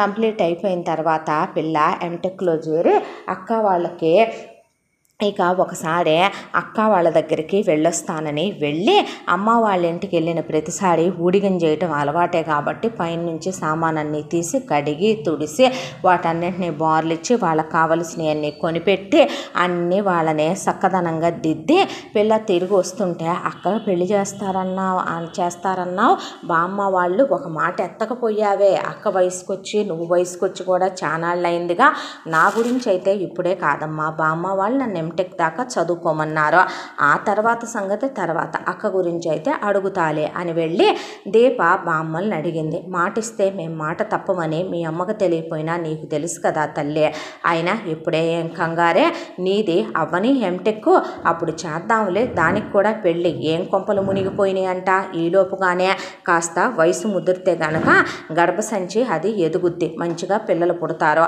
ఎటు మీ అక్కేమి పెళ్ళైన తర్వాత ఉద్యోగాలు చేయటానికి ఊళ్ళో వెళ్ళటానికి ఎటు పనికిరాదుగా అమ్మ, నీలాగా నువ్వంటే పెద్ద ఉద్యోగం చేయాలనేది మా కోరిక, నువ్వు పెద్ద పొజిషన్లో ఉంటే చూడాలనేది మా కోరిక, ఏమే దీప రేపు చదువు అయిపోయి ఉద్యోగం వచ్చి పెళ్ళైపోతే మమ్మల్ని వదిలి వెళ్ళిపోతావంటే వెళ్ళను బామ్మ, మీరు బతుకున్నంత కాలం మీతోనే ఉంటాను బామ్మ అని చెప్తే మా బంగారు తల్లే అని దీపం దగ్గరికి తీసుకున్నారు. బామ్మ వాళ్ళకి దీప వచ్చేసరికి వాళ్ళకి వయసులు ఎక్కువే. దీప వచ్చిన తర్వాత ఏదో తిండి పుష్టి మీద మందుల మీద, దానికి తోడు ఇంట్లో పని చేయకుండా కాస్త పనోళ్ళు ఉన్నారు, పై ఎత్తున దీప చూసుకోబట్టి, కానీ వారిక వృద్ధాప్యంతో వచ్చేటటువంటి వయసునే అనారోగ్యాన్ని, దానికి తోడు పిల్లలు వెన్నుపోట్లు పొడిచి వెళ్ళటంతో వచ్చే దిగులు వల్ల వచ్చే జబ్బుని, పోయిన భర్తల్ని తలుచుకుంటూ పడే బాధని ఎవరు వాళ్ళ మనసులోంచి తీసేయలేరు కదా, దాంతో మనుషులు బాగా కుంగారు ఈనాళ్లలో. దీపకు మాత్రం వాళ్ళు చిన్నప్పటి నుంచి పూజ పునస్కారం, వినయం, విధేయత, సంస్కారం, సభ్యత, మంచి చెడు, లోకజ్ఞానం, ప్రపంచం, అసలు మనుషులు ఎలా ఉంటారు ఏంటి అనే పక్కనే కూర్చోబెట్టుకొని ప్రతీది చెప్తూ పిల్లకి ప్రపంచం అంటే ఏంటనేది తెలియజేస్తూ, ఏ తిండి అంటే మొహమాపు లేకుండా, అలాగే మగాడంటే ఎలా ఉంటాడు, మగాడిని ఎలా నమ్మాలి, జీవితంలో ఒక పొజిషన్కి ఎలా వెళ్ళాలి, ఇవన్నీ పిల్లకి చెప్పుకుంటూ పెంచుకొచ్చారు బామ్మ వాళ్ళు. ఇక్కడ కథ ఇలా జరిగిపోతూ దీప ఎంటెక్ సెకండ్ ఇయర్కి వచ్చింది. దీప ఎంటెక్ సెకండ్ ఇయర్కి వచ్చేసరికి పడి చదువుతుంది పిల్ల. చదివితే మరీ అంతసేట్న చదవకే బుర్ర పాడైపోద్ది, నువ్వు అలా చదివితే ఇలా రాయగలవు, అది కాదు బామ్మ, కాన్వర్జేషన్కి మీ అందరినీ తీసుకెళ్లాలనేది నా కోరిక అని పిల్ల పడి చదవటం మొదలుపెట్టింది. వాళ్ళకి తెలుసు దీప ఎవరిని ప్రేమించలేదని, ప్రేమాయణాలు లాంటి వాటికి దూరంగా ఉంటుందని, మన తాహతకి తగినట్టుగా మనం ఉండాలి అనుకుని పెరిగిన పిల్లని కూడా బామ్మ వాళ్ళకి తెలుసు.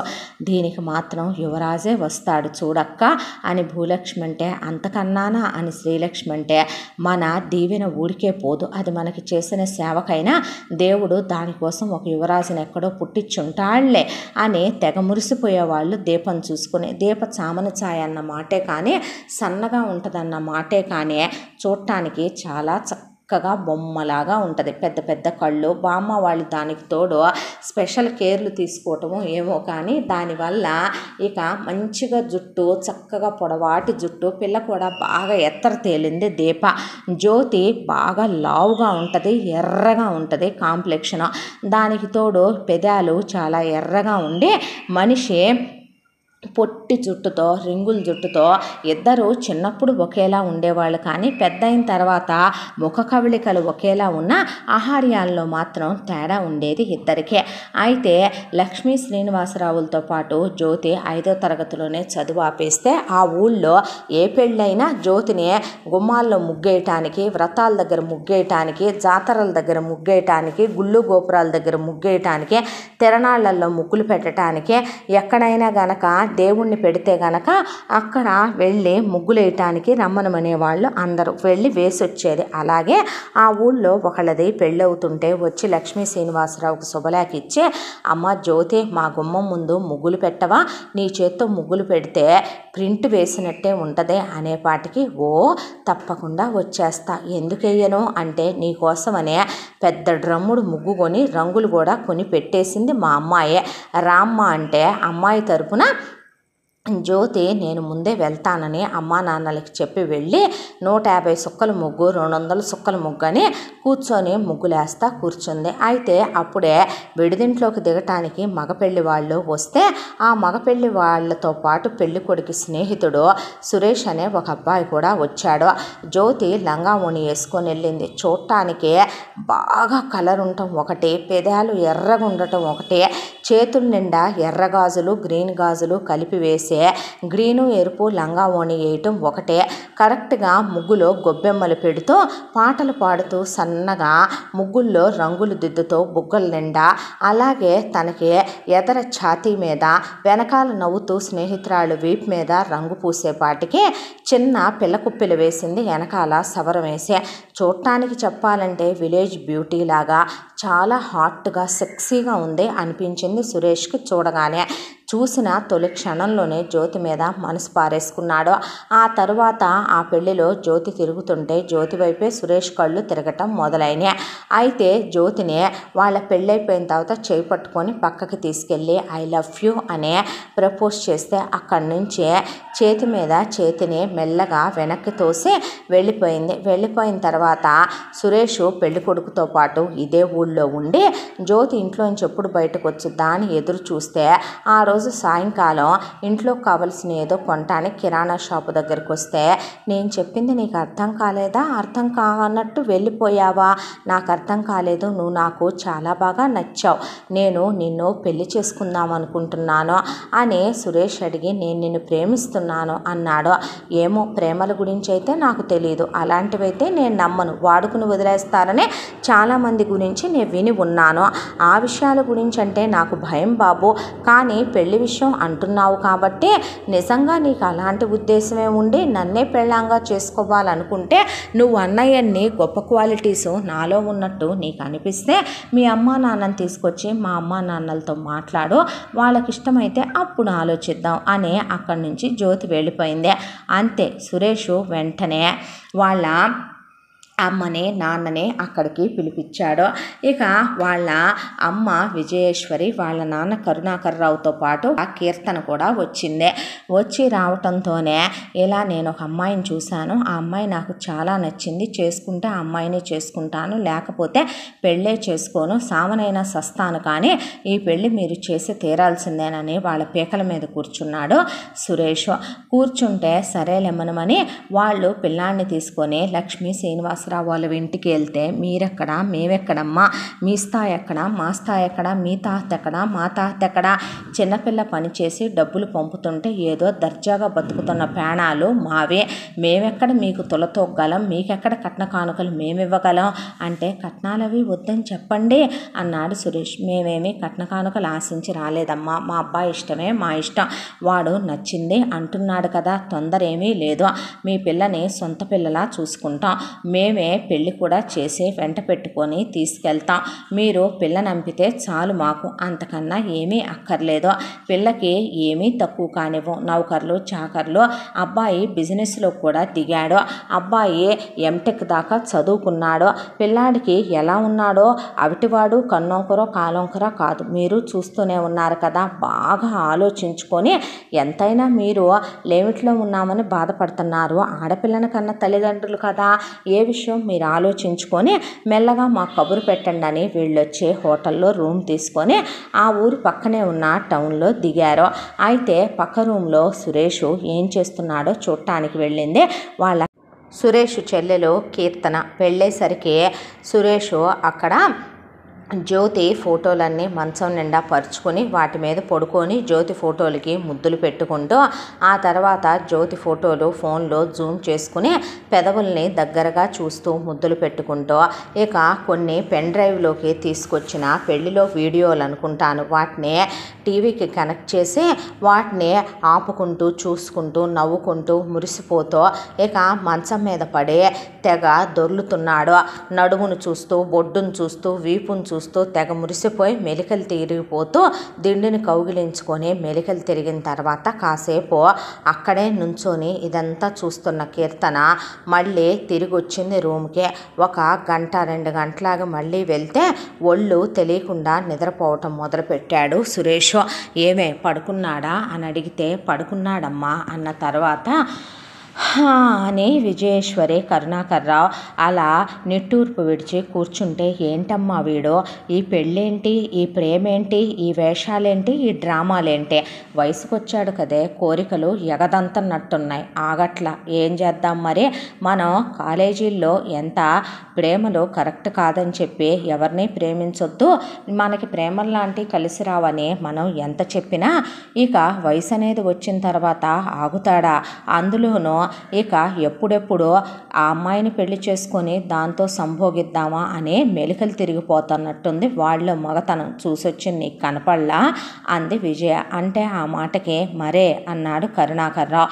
అంటే ఏంటమ్మా ఇప్పుడు వీడికి దానికి పెళ్లి చేస్తావా, చేసి ఆస్తిలో సగం ఇచ్చేద్దాం అనుకుంటున్నావా అంది కీర్తన. ఆ మాటకి ఇల్లెలగానే పండగ అయిపోద్దా అమ్మా, అలా అనుకుంటే నువ్వు నా కన్న కూతురువే, అలాగనుకుంటే కనుక నేనెందుకమ్మా నీకే ఆస్తిలో సగం పెట్టి పంపించేదాన్ని కదా. 5% వాటా పెడితేనే నీకు ఎన్ని కోట్ల రూపాయల ఆస్తి ఇచ్చి ఎన్ని నగలు పెట్టాను నేను. ఆ తరువాత నిన్ను మనకన్నా 100 రెట్లు కోటీశ్వరుడైన ప్రదీప్కి ఇచ్చి పెళ్లి చేశానా లేదా. నువ్వు కడుపుతో ఉన్నప్పుడు ఎన్నిసార్లు వచ్చి చూసుకున్నామే, నీ మొగుడు నీ కాలు కింద పెట్టనిస్తాడా, నీ మొగుడు వ్యాపార అయస్కాంతం కదా, ఎన్ని కోట్ల రూపాయలు సంపాదిస్తున్నాడో. అమ్మా నాన్నలకి ఒక్కగానొక్క కొడుకు, నీ అత్తామామలు నీకు ఎదురు చెప్తారా, ఎక్కడో వెళ్ళి పల్లెటూరులో పడుండి ఇంకా మీకోసం ఆస్తులు పోగు చేస్తాడు మీ మామ. నీ కూతురు పుట్టిన తర్వాత కూడా నీ మొగుడు నువ్వు పడే పురుట్నొప్పులు కూడా నీ మొగుడే పడి నీ కూతుర్ని నిన్ను ఎంత ప్రేమగా చూసుకుంటాడో నాకు తెలుసమ్మా. కూతుర్ని ఎలాంటి ఇంట్లో ఇచ్చుకోవాలి, ఏం చెయ్యాలి అనేది నాకు ఆస్తి మీద ఆశ లేదమ్మా, కానీ నా తమ్ముడికి మొత్తం దక్కాలన్న కోరిక మాత్రం ఉందే. వీడికి సగం వెళ్ళటం ఏంటమ్మా, నేనేమైనా కన్నానేంటే, మీ నాన్నకి నాకేమైనా పుట్టాడా వాడు, మీ నాన్న ఉంపుడు గత్తెగా పుట్టాడా లేకపోతే నా సవతికేమన్నా పుట్టాడా వాడు. నేను ఆస్తి మొత్తం వాడికి పోతుంటే చూస్తూ ఊరుకోవటానికే, మొత్తం మనవాడికి కాక ఎవరికి దక్కుద్దమ్మా. నీకు తెలీదా, నీకు నాకు నాన్నకి మన తమ్ముడంటే ఎంత ఇష్టమో గుర్తుందా నీకు. చిన్నప్పుడు మన సిద్ధుగాడు నువ్వు వీడు కలిసి కళ్ళగంతలు ఆడుకుంటూ ఉన్నప్పుడు తమ్ముడు అనుకోకుండా ముళ్ళకంప మీద కాలు వేయబోతే నేను పరిగెత్తుకుంటూ వచ్చి నా చేయి పెట్టి నా చేతి మీద నా బిడ్డను నడిపించుకొని నా చేతిలోకి ఆ ముళ్ళు దిగిపోయి సోలాలల్లే గుచ్చుకుపోయినా ఆ తర్వాత 3 నెలలు నా చెయ్యి దేనికి పనిచేయటానికి సహకరించగా సర్జరీ దాకా నా చెయ్యి వెళ్ళినా భరించాను. కానీ నా బిడ్డకి ఎంత సూది గుచ్చుకుంటే నేను తట్టుకోగలనా, నీ తమ్ముడికి ఎంత బాధ కలిగితే నువ్వు తట్టుకోగలవా, నాన్న తట్టుకోగలడా. మేము ప్రేమతో కన్నామమ్మా మిమ్మల్ని, మా పంచప్రాణాలు పోసి కనుక్కున్నామే. అది చెప్పింది చూడు బేవర్సుదే ఆ లక్ష్మి జ్యోతి దానమ్మ, అలా కనలేదమ్మా మేము. అది ఎలాంటి ఇల్లాలే నాకెందుకు ఆశ్చర్యం వేయలేదులే, కానీ చిన్నపిల్ల పంపించే డబ్బులతో దర్జాగా బతుకుతున్నామని సిగ్గు విడిచి చెప్తుంది. అదేనమ్మా నాకు అర్థం కాలేదో. నిజంగా ఆవిడ కన్న తల్లే అయ్యుంటే గనక వీళ్ళిద్దరూ కమల పిల్లలని ఆవిడే చెప్పింది కదా, ఫోటోలో కూడా చూసామనుకో, ఇద్దరు కూతుళ్ళనే 1 సంవత్సరం పెద్దదాన్ని పంపి 1 సంవత్సరం చిన్నపిల్లని పంపించాలి. అయినా పెద్దదాన్ని చదువు సంధ్య లేకుండా అలా ఉంచటం ఏంటి, పెద్దదాన్ని గారాబం చేసి ఇంట్లో పెట్టుకోవటం ఏంటి, పనులు చేయనివ్వకుండా ఇది పనులు చేయటం ఏంటి, చిన్నదాన్ని అక్కడ పాచి పనులకు పంపటం ఏంటి, దాని రూపాయి మీద పడి బతకటం ఏంటమ్మా. మరి అలాగే ఉంటాయి కొన్ని జంతువులు, మృగాలు. మేము మిమ్మల్ని అలా కని పెంచలేదమ్మా. ప్రేమతో మీ నాన్న నేను కలిస్తే నువ్వు నీ తమ్ముడు పుట్టారు. నీ తమ్ముడికి నీకు నేనెందుకు అన్యాయం కానిస్తానే. నాకు ₹1 కూడా వద్దమ్మా. నాకు పెట్టిన 5% నాకు చాలా ఎక్కువ. నా మొగుడికి 100 తరాలు కూర్చొని తిన్నా తరగనంతుంది. కానీ నా తమ్ముడు సిద్ధార్థకు మాత్రం మొత్తం దక్కాలి, లేకపోతే నేను అస్సలు ఊరుకోను నిన్ను. నీకు అదే చెప్పాను నేను, ఇల్లలగానే పండగ అయిపోదు అని. వాళ్ళ స్థాయి స్తోమత ఏంటో అది వెనక ముందు ఆడి ఆలోచించుకుంటానంది ఇందాక. ఒకవేళ రేపటికి దాని నిర్ణయం మారొచ్చేమో, మన స్థాయికి స్థితికి సరిపోమని అది పిల్లని ఇవ్వములే అనొచ్చేమో. ఒకవేళ ఇస్తానని అంటే చెప్పా కదే, ప్లాన్ ఏ లేదనుకో బి ఉండదా ఏంటి. ఏదైనా కలపటం కష్టం కానీ విడగొట్టడం ఎంతసేపే పిచ్చి తల్లే అని చెప్పింది విజయ తన కూతురు కీర్తనకి. ఆ తర్వాత వీళ్ళు 2 రోజులాగి లక్ష్మీ శ్రీనివాసరావుని ఏం ఆలోచించుకున్నారు అని అడిగింది విజయ. మీ అంతటి వాళ్ళు మా ఇంటికి వచ్చి మా పిల్లనే చేసుకుంటామని అన్నారంటే, మా పిల్లని చేసుకునే అబ్బాయి ఎంత అదృష్టవంతుడా, అబ్బాయిని చేసుకునే మా అమ్మాయి ఎంత అదృష్టవంతురాలా. మీరు మా అమ్మాయిని కాలు కింద పెట్టకుండా చూసుకుంటామన్నారు. మా జ్యోతి చాలా మెతక, చాలా గారాబంగా పెంచుకున్నాను నేను. మా అమ్మాయిని గులాబీ పూల మీద నడిపించుకోలేదేమో కానీ చెప్పులు లేకుండా కాళ్ళకి నడిపించుకున్న తల్లిని కాదు. ఎండ తగలనిచ్చిన పాపాన పోలా. ఒకసారి మా పిల్లని స్కూల్లో టీచర్ కొట్టిందని స్కూల్కే పంపించలా. ఇంతవరకే మా పిల్ల చేత ఇంత చిన్న పని కూడా నేను చేయించెరగను. మా పిల్లని అంత గారాబంగా పెంచుకుంటే మీరు నెత్తిన పెట్టుకొని చూసుకుంటామంటే అంతకన్నా మాకేం కావాలి. కట్న కానుకలు కూడా అక్కర్లేదన్నారు కదా. ఈ పెళ్ళి మాకు సమ్మతమే. మా అబ్బాయిని ఎంత ఇష్టపడకపోతే మీ అబ్బాయి అంత మా ఇంటి చుట్టూ తిరిగి మిమ్మల్ని పిలిపించాడో మా ఆయనకి నాకు అర్థమైంది అనేపాటికి అబుద్దే మీకు. మీలాంటి అతి గతి లేని వాళ్ళకి ఎవడికి బాగా డబ్బు ఉందా గ్యాలం వేద్దాం అని బాగా ఆలోచిస్తూ ఉంటారు. ఇంతకీ మీ చిన్నమ్మాయి ఏం చేస్తుంది అని అడిగితే, అది ఎంటెక్ సెకండ్ ఇయర్ చదువుతుందిగా. ఓ, ఇదేమో చదువురాని మొద్దు, అదేమో చదువుల తల్లి అన్నమాట. ఆహా, అవును.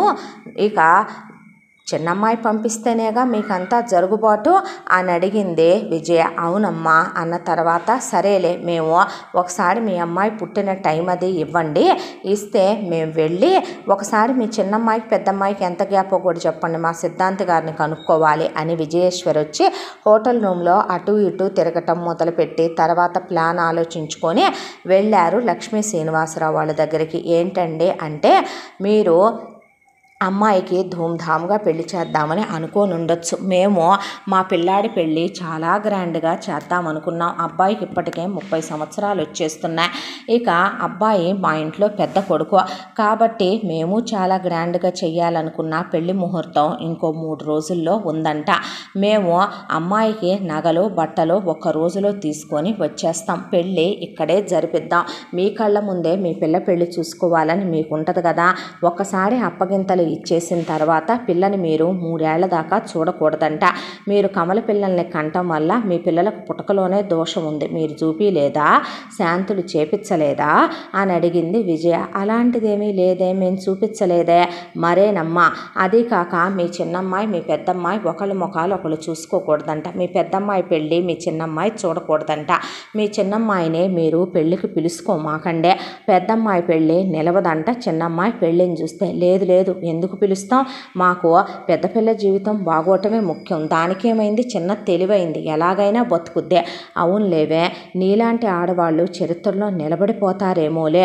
2 కూతుళ్ళని 2 రకాలుగా చూసే నీలాంటి వాటిని ఏమనాలో అని మనసులో అనుకొని ఆ తర్వాత అదే పెళ్లి జరిపించేసి మేము పిల్లాన్ని తీసుకెళ్ళిపోతాము. ఆ తర్వాత 3 ఏళ్ల తర్వాత నువ్వు మీ ఆయన నీ చిన్న కూతురు వచ్చి నీ పెద్ద కూతురుని చూసుకోండి అని చెప్పింది విజయ. చెప్తే, అమ్మా ఎంతలోపు ముహూర్తాలు లేవన్నాడు అంటే, ఏమీ లేదు నాన్న, ఇప్పుడు ఉన్న ఈ ముహూర్తం కాదంటే మళ్ళీ 4-5 ఏళ్ల దాకా నీకు ఆ అమ్మాయికి జాతకాల ప్రకారం ముహూర్తాలు కుదరవన్నాడు. వద్దు, నేను ఈ ముహూర్తానికి పెళ్లి చేసుకుంటావురా, ఎప్పుడెప్పుడో దాంతో వెళ్ళి శోభనం చేసుకుందామా అని ఎగసి పడుతున్నాయి నీలో కోరికలు, నాకు తెలియట్లేదు అనుకుంటున్నావా? ఎంతైనా నేను అనుభవంలో నీ తల్లి వయసు దాన్ని కదా, బాగానే కనుక్కోగలనులే నేను అనుకుంది విజయమ్మ. ఆ తర్వాత ఇక జ్యోతికి సురేష్కి ఎంగేజ్మెంట్ కూడా లేకుండా డైరెక్ట్గా జ్యోతికి ఒళ్ళంతా నగలు దిగేసి సురేష్కి జ్యోతికి అదే ఊళ్ళోనే గ్రాండ్గానే ఒక 10 లక్షల రూపాయలు ఖర్చు పెట్టి అక్కడికక్కడే ఒక కళ్యాణ మండపం బుక్ చేసి వీడియోలు అవి తీయించి ఇక ఫోటోలు అవి తీయించి పెళ్లి చేస్తే, పెళ్లి రిజిస్టర్ చేశాక పిల్లని తీసుకెళ్ళండి అంది లక్ష్మి. ఇది చదువురాని మొద్దు కాదే, దీనికి అతి తెలివితేటలు చాలా ఉన్నాయి. అయ్యో, రిజిస్టర్ చేయించకుండా ఎలాగమ్మా అని అదే ఊళ్ళో ఉన్న రిజిస్టార్ ఆఫీసు తీసుకెళ్ళి ప్రూఫ్లన్నీ ఇచ్చి ఇద్దరి చేత సంతకాలు పెట్టించి మ్యారేజ్ సర్టిఫికెట్ వచ్చిందాకా అక్కడే ఉండి ఆ తర్వాత తీసుకెళ్ళామా. మనుగుడుపులు అవ్వకుండా ఎలాగా, మా ఇంట్లోనే పిల్లకి మనుగుడుపులు అవ్వాలి కదా, అబ్బాయి తొలిసారి అమ్మాయితో ఇక్కడే కలవాలి అని మళ్ళీ ఆపింది లక్ష్మి. దాంతో మేము హోటల్ రూమ్లో ఉంటాంలే, నువ్వు కానివ్వమ్మా అని హోటల్ రూమ్కి వచ్చారు విజయవాడలో.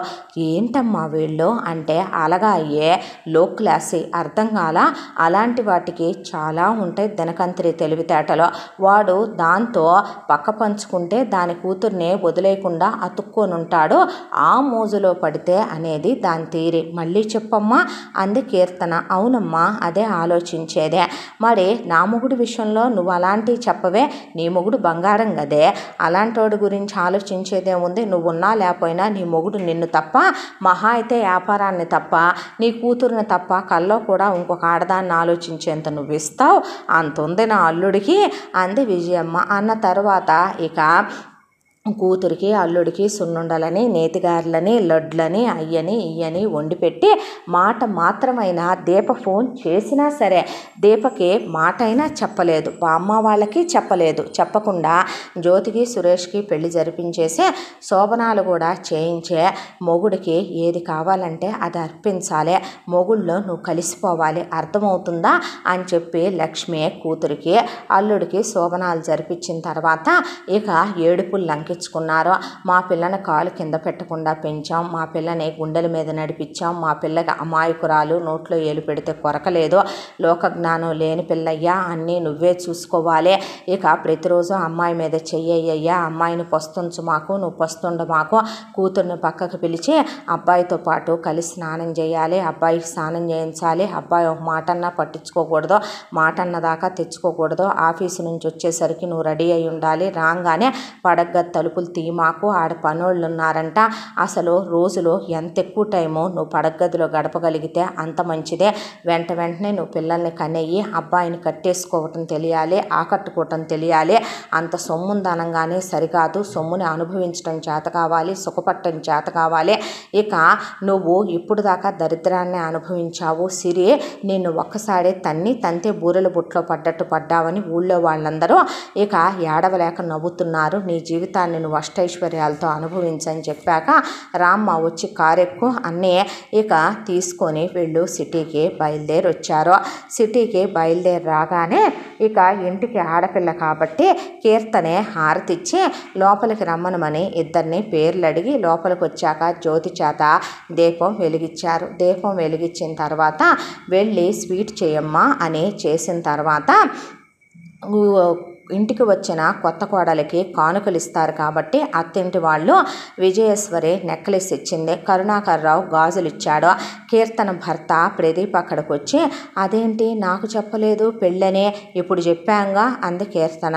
అంటే గిఫ్ట్ నేనేమీ తీసుకోలేదు, పర్లేదు క్యాష్ ఇచ్చే ఒక 1 lakh అంది కీర్తన. అన్నాక 1 lakh క్యాష్ చేతిలో పెట్టి ఏమైనా కొనుక్కోమ్మా అన్న తర్వాత ఇదిగో నా తరపు నుంచి అనే డైమండ్ బుట్టలు గిఫ్ట్ ఇచ్చింది కీర్తన. ఇచ్చిన తర్వాత జ్యోతి అసలు అవి చూసుకుని తెగ మురిసిపోయింది. ఆ తర్వాత ఇక అదేంటి సెలబ్రేషన్స్ ఏమీ లేవా అని సురేష్ అన్నాడు. ఏం సెలబ్రేషన్స్ రా? సెలబ్రేషన్స్ లేకపోవటమే నువ్వు అమ్మాయిని తీసుకొని హనీమూన్కి వెళ్ళిరా. హనీమూన్ కంటే అన్నాళ్ళు ఇన్నాళ్ళు కాదన్నా, 1 సంవత్సరం వెళ్ళిరా అందే కీర్తన.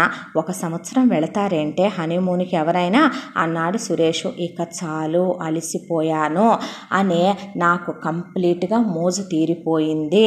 ఏంటి అన్నాడు. అదే అన్న, ఇక కంప్లీట్గా నా పెళ్ళాం నేను కలిసి లైఫ్ని చాలా ఎంజాయ్ చేసేసాం.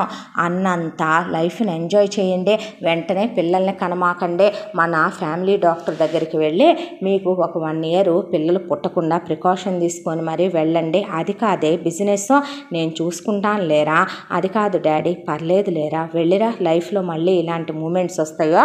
వాడు అలాగే మాట్లాడతాడు కానీ అల్లుడు ఎట్రా అని విజయేశ్వరి అల్లుడు ప్రదీప్ పక్కనే కూర్చొని వరల్డ్ వైడ్గా ఉన్న ఫేమస్ ప్లేసులన్నీ కూడా రకరకాల ప్లేసుల్లో అబ్రాడ్ కంట్రీస్లోనే అన్ని చోట్ల హోటల్ టికెట్లు, ఫ్లైట్ టికెట్లు, అకామిడేషన్లు, ఫుడ్ అన్నీ ఉండే విధంగా భూమి మీద స్వర్గంలా ఉన్న అన్ని ప్రదేశాలని బుక్ చేసేసే అల్లుడు.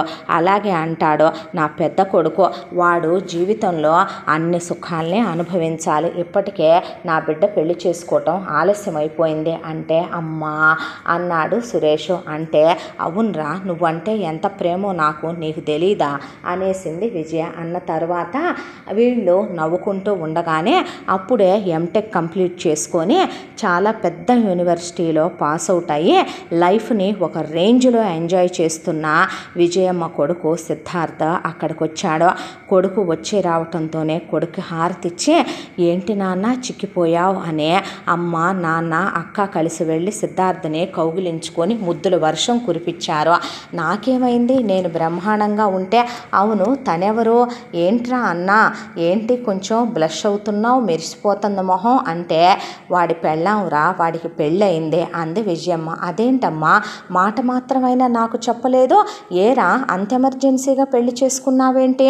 ధూమ్ధామ్గా బారాత్తు, ఆ బారాత్తులో అమ్మతో అక్కతో డ్యాన్స్ వేయిద్దాం అనుకున్నాను, బావా నేను రాలేదురా అంటే అంత అర్జెంటుగా చేయాల్సిన పనేం వచ్చిందే అన్నాడు. వీడొకడు నా ప్రాణానికి, అంతగా బారాత్ కావాలంటే నీ పెళ్ళిలో అందరం వేద్దాంలే నాన్న, నీ పెళ్ళిలో వేయటం మానేస్తామా ఏంటి?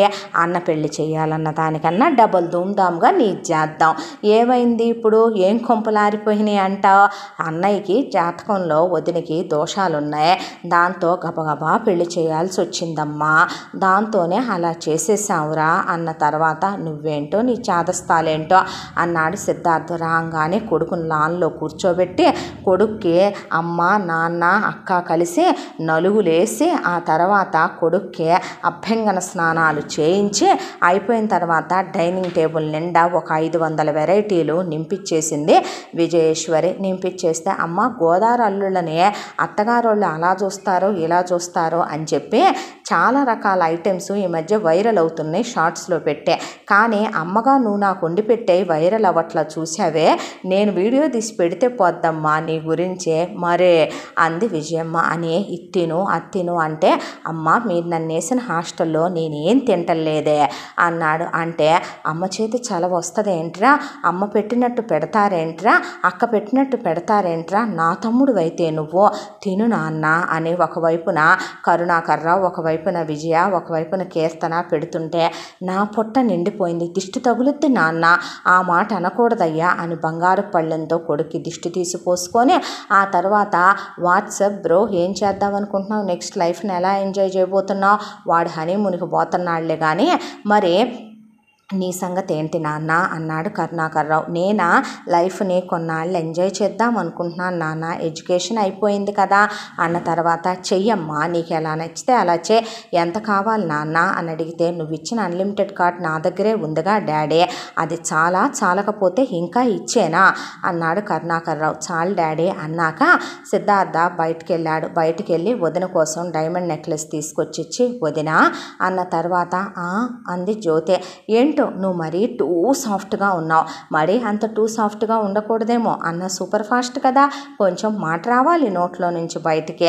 అన్నట్టు నీ క్వాలిఫికేషన్ ఏంటి, నువ్వు కూడా అన్నతో పాటు ఆఫీస్కి వెళ్తావా అంటే, నేను అడుగుదాం అనుకున్నాను పెద్దోడా, తర్వాత అమ్మాయి కూడా వస్తుందా అంటే, తను 5th స్టాండర్డే చదివింది నాన్న. ఓ దానిలో ఏముంది, తను ఇంట్లో ఉన్న హోమ్ మేకర్గా హ్యాపీగా హోమ్లీ లైఫ్ ఎంజాయ్ చేయొచ్చులే అన్నాడు సిద్ధార్థ.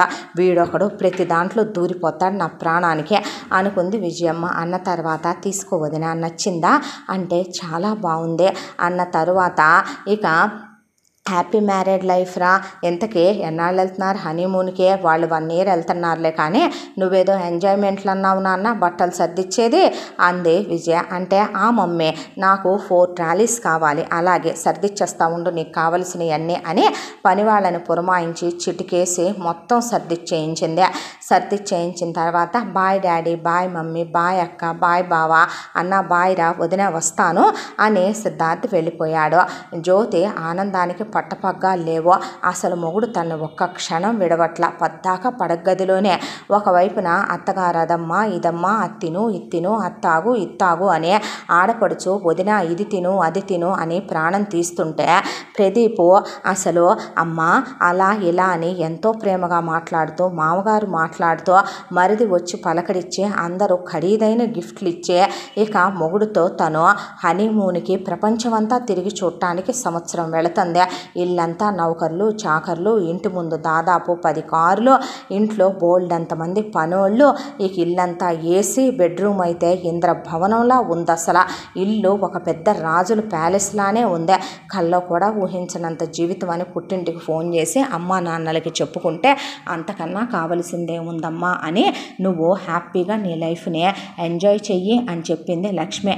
సంతోషంగా ఉండని చెప్పాడు శ్రీనివాసరావు. ఆ తర్వాత ఇక మరి నేను మళ్ళీ ఫోన్ చేయటం కుదరదో కంగారు పడకమ్మా, మధ్యలో కుదిరితే చేస్తాలే అని చెప్పింది లక్ష్మి. ఆ తర్వాత జ్యోతి సురేష్ కలిసి హనీమూన్కి ఎగిరిపోయారు. ఏంటమ్మా ఈ సంవత్సరం ఏంటి అని అడిగింది కీర్తన. అడిగితే మోజు తీరిపోవాలి కదే, వెగటు పుట్టేంత పొద్దస్తమానం ఒకటే పని మీద ఉంటే ఏమవుతుంది, వాడికి మొహం మొత్తేసుద్దే అవునా అంది కీర్తన. అబ్బా నీకు ఎలా చెప్తే అర్థమవుద్ది, ఇప్పుడు నీ తమ్ముడు ఉన్నాడు, నీ తమ్ముడు లైఫ్ని ఎలా ఎంజాయ్ చేస్తున్నాడో, వాడికి నచ్చిన గర్ల్ ఫ్రెండ్స్తో ఎంజాయ్ చేస్తాడు, వాడికి నచ్చినట్టు లైఫ్ని ఓ రేంజ్లో స్మోక్ చేస్తాడు, డ్రింక్ చేస్తాడు, ట్రిప్పులకి వెళ్తాడు, ఫ్రెండ్స్తో ఎంజాయ్ చేస్తాడు, గర్ల్స్తో ఎంజాయ్ చేస్తాడు, క్లబ్బులకి వెళ్తాడు, పబ్బులకి వెళ్తాడు. వాడి లైఫ్ని ఓ రేంజ్లో ఒక కోటీశ్వర్ల కొడుకు ఎలా ఎంజాయ్ చేస్తాడో అలా చేస్తాడు.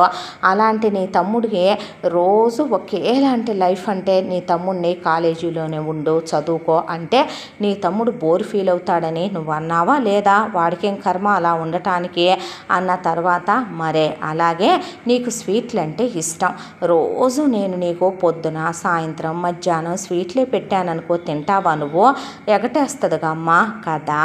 నీ మొగుడు నిన్ను 24 గంటల కాపురానికి రమ్మంటే ఏమంటావు నువ్వు, పళ్ళు రాలగొడతా, పద్దాక అదే పని అంటే.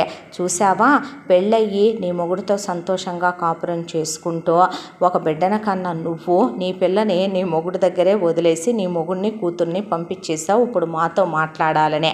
ఎందుకు, అతి సర్వత్రా వర్జయేత్ అన్నారు పెద్దోళ్ళు. ఇప్పుడు వాడికి దానికి పనే ఉంటుంది. మహా అయితే కనుక ఆ చుట్టుపక్కల ఉన్న ప్రదేశాలు చూడటం, ఆ హోటల్ రూముల్లో పడి ఇక ఇద్దరు పడక పంచుకోవటం, శరీరాలు పంచుకోవటం తప్ప అంతకు మించి ఏమైనా ఉంటుందా, తినటం, పడక పంచుకోవటం, లేదా బయటికి వెళ్ళి చూసి రావటం, పడక పంచుకోవటం. ఒక సంవత్సరం అదే పని మీద ఉంటే ఏ పెళ్ళైన జంటకైనా ఏమవుద్ది, వెగట పుట్టదో. నార్మల్గానే ప్రపంచం మొత్తం మీద పెద్దవాళ్ళన్న ఒక మాట ఏంటో తెలుసా, నిజమైన మొగుడు నిజమైన పెళ్ళాం నీతి జాతి ఉన్నవాళ్ళైతే కనుక, అమ్మా నాన్నలు పెంచే సంస్కారవంతమైన పద్ధతుల్లో పెరిగిన వాళ్ళు అయితే కనుక రోజుకి 2 సార్లు 3 సార్లు కొత్తగా పెళ్ళైన దంపతులు 4-5 సార్లు కలిసినా కూడా భార్య భర్తల మధ్య సిగ్గు, అభిమానం ఇవన్నీ ఉంటాయి. 1 సంవత్సరం పాటు కొత్త కాపురాలు చాలా హ్యాపీగా ఎవరి అయితే గడిచిపోతాయో ఆ తర్వాత నుంచి ఆ హ్యాపీనెస్ మా లైఫ్లో లేదు, పెళ్ళైన మొదటి సంవత్సరం చాలా హ్యాపీగా ఉంది అని చెప్తారు చాలామంది అమ్మాయిలు అబ్బాయిలు. అంటే ఏంటి, ఆ అన్నాళ్లలో కూడా వాళ్ళ కళ్ళకి ఒక మైకం కమ్మేసుద్ది. దాంతో ఒకళ్ళ తప్పులు ఒకళ్ళకి కనిపించవు. ఏం చేసినా అప్పుడు పడక సుఖం మీద తప్పులు ఒప్పులుగానే కనపడతాయి. ఆ సంవత్సరం తర్వాత మోజు దిగే కొద్దీ ఏమవుద్దో తెలుసా, ఒకళ్ళనొకళ్ళు తెప్పుకోవటం, తప్పొప్పుల్ని ఎంచుకోవటం, కుటుంబాల్లో ఉన్న మనుషుల మధ్యలో ఇంటర్ఫీర్ అవ్వటం, ఆ తర్వాత వీళ్ళకది నచ్చకపోవటం, ఉద్యోగాల్లో బిజీలు అయిపోవటం ఇవన్నీ జరుగుతాయి. అలా కాకుండా ఏ భార్యాభర్తలైతే గనక దేని టైం దానికి, అంటే పెళ్ళవ్వంగానే భగవంతుణ్ణి మర్చిపోకుండా కొత్తగా పెళ్ళైన ఒక ఆడపిల్ల భగవంతుణ్ణి మంచి భర్తనిచ్చినందుకు ఆయన కృతజ్ఞతలు తెలుపుతూ భర్త తను చేసే ఉద్యోగం వ్యాపారాన్ని నెగ్లెక్ట్ చేయకుండా, అలాగే కోడలు అత్తమామల్ని గౌరవిస్తూ, అల్లుడు తన అత్తమామల్ని గౌరవిస్తూ, భార్య భర్తలు వాళ్ళ కోసం వాళ్ళు టైం స్పెండ్ చేసుకుంటూ ప్రైవసీని కూడా ఎంతో సరదాగా ఎంజాయ్ చేస్తూ ఒకళ్ళతో ఒకళ్ళు వాళ్ళ ఆత్మని పంచుకోవాలి, శరీరాలు కాదమ్మా. నీ మొగుడు నీతో ఎప్పుడూ చెప్తాడంటావు చూసావా, భార్యాభర్తల మధ్య రహస్యాలు ఉండకూడదు, ఏదున్నా సరే ఒకళ్ళతో ఒకళ్ళు సోల్మేట్ అని ఎందుకంటారంటే సోల్ లెవెల్లో భార్యాభర్తలు కలవాలి, ఇద్దరూ కూడా లోపల ఇన్నంటూ ఏది క్యారీ చేయకూడదు, ఇద్దరూ చాలా హ్యాపీగా ఉండాలని. ఈ రోజుల్లో ఎవడే అలా ఉంటున్నాడో, ప్రతి ఒక్కదానికి ప్రతి ఒక్కడికి ఎన్నెన్ని ఉంటున్నాయంటావు పాస్టుల్లో అనేసింది ఆవిడ. అంటే ఇప్పుడు అంతకుముందు వీడు చాలామందితో ఎంజాయ్ చేసిన వాడే సురేష్ గాడు, దాని సంగతి ఏమో మనకు తెలియదు. కానీ ఇప్పుడు వాడు అవన్నీ దాన్ని చెప్తాడా, ఆడు నిజం చెప్పు, దాన్ని ఎందుకు పెళ్లి చేసుకున్నాడు, 24 గంటల్లో నీ మొగుడికి నీ మీద ప్రేమ పుట్టేసిందా, నీ మొగుడు అమెరికాలో చదువుకొని వచ్చాడు, మరి ఇక్కడికి వచ్చిన తర్వాత నీ మొగుడు వచ్చి నిన్ను చూసుకొని నీతో మాట్లాడుకొని 6 నెలలు మీరు ట్రావెల్ చేసి, ఆ తర్వాత మీ ఎంగేజ్మెంటు, మళ్ళీ 6 నెలలు ట్రావెలింగు, ఆ తర్వాత మీ పెళ్ళి, ఆ తర్వాత కదమ్మా మీరు హ్యాపీగా ఉన్నారు. 24 గంటల్లో ఒకడికి అంత మోజు ఆడదాని మీద పుట్టిందంటే అది వీడికి వంగే రకం కాదు. దాంతో వీడికి అర్జెంటుగా కావాల్సిందేంటి, ఫిజికల్ నీడే కదా, అందుకే చేసుకున్నాడు కదా. 1 సంవత్సరం పాటు దాంతో వాడు ఎంజాయ్ చేశాడు అనుకో, వాడికి అదే మొహం మొత్తేగా మాందో, దానికి వాడు వెగట పుట్టక మానడో, చూడు ఏం జరుగుద్దో అనేసింది విజయ. అన్న తర్వాత సరేనమ్మా అలాగైతే నేను వెళ్ళేదా అంటే, వెళ్ళేదా కాదమ్మా వెళ్ళొస్తానని చెప్పని కూతుర్ని ముద్దు పెట్టుకొని అమ్మా నాన్న సాగనంపారు. ఆ తర్వాత వీళ్ళన్నట్టుగానే 1 సంవత్సర కాలం ఇలా వీళ్ళ హనీమూనుల్లో జరిగిపోవటం మొదలైంది. ఈలోపు దీపదే ఇక ఎంటెక్ ఫైనల్ ఎగ్జామ్స్ అయిపోగానే ఎంతో సంతోషంగా వచ్చి బామ్మ వాళ్ళకి ఆ విషయం చెప్పింది. బామ్మ వాళ్ళకి ఆ విషయం చెప్తే మా తల్లే మా అమ్మే అని దీపక్ ఆ రోజు చాలా రకాలు వండించి బామ్మ వాళ్ళే కొసరి తినిపించారు. ఏంటి బామ్మ ఇదంతా అంటే, ఏమోనమ్మా ఈరోజు నీతో టైం స్పెండ్ చేయాలని ఉంది, ఉద్యోగం వచ్చేసుద్దమ్మా నీకు అంటే, నాకేముంది బామ్మ చిటికలో వస్తుంది, నేనే క్యాంపస్ ప్లేస్మెంట్లో అప్లై చేసుకోలేదు, నాకు మీతో ఉండాలని ఉంది, ఎప్పుడు చేయాలంటే అప్పుడు చేస్తాలే ఉద్యోగం, చెప్పాగా మీరున్న నాళ్ళు మీతోనే ఉంటానని అన్న తర్వాత నలుగురు దీపక్ కబుర్లు చెప్పి రాత్రికి పడుకున్న వాళ్ళల్లా ఎక్కడైనా భార్యాభర్తలు ఒకేసారి పోవటం మనం చూసుంటాం. కానీ నలుగురు అక్క చెల్లెళ్ళు రాత్రికి పడుకుని చేతుల్లో జపమాలలతో జపాలు చేసుకుంటూ పడుకున్న వాళ్ళు ఇక తెల్లాడే నిద్ర లేవలేదు.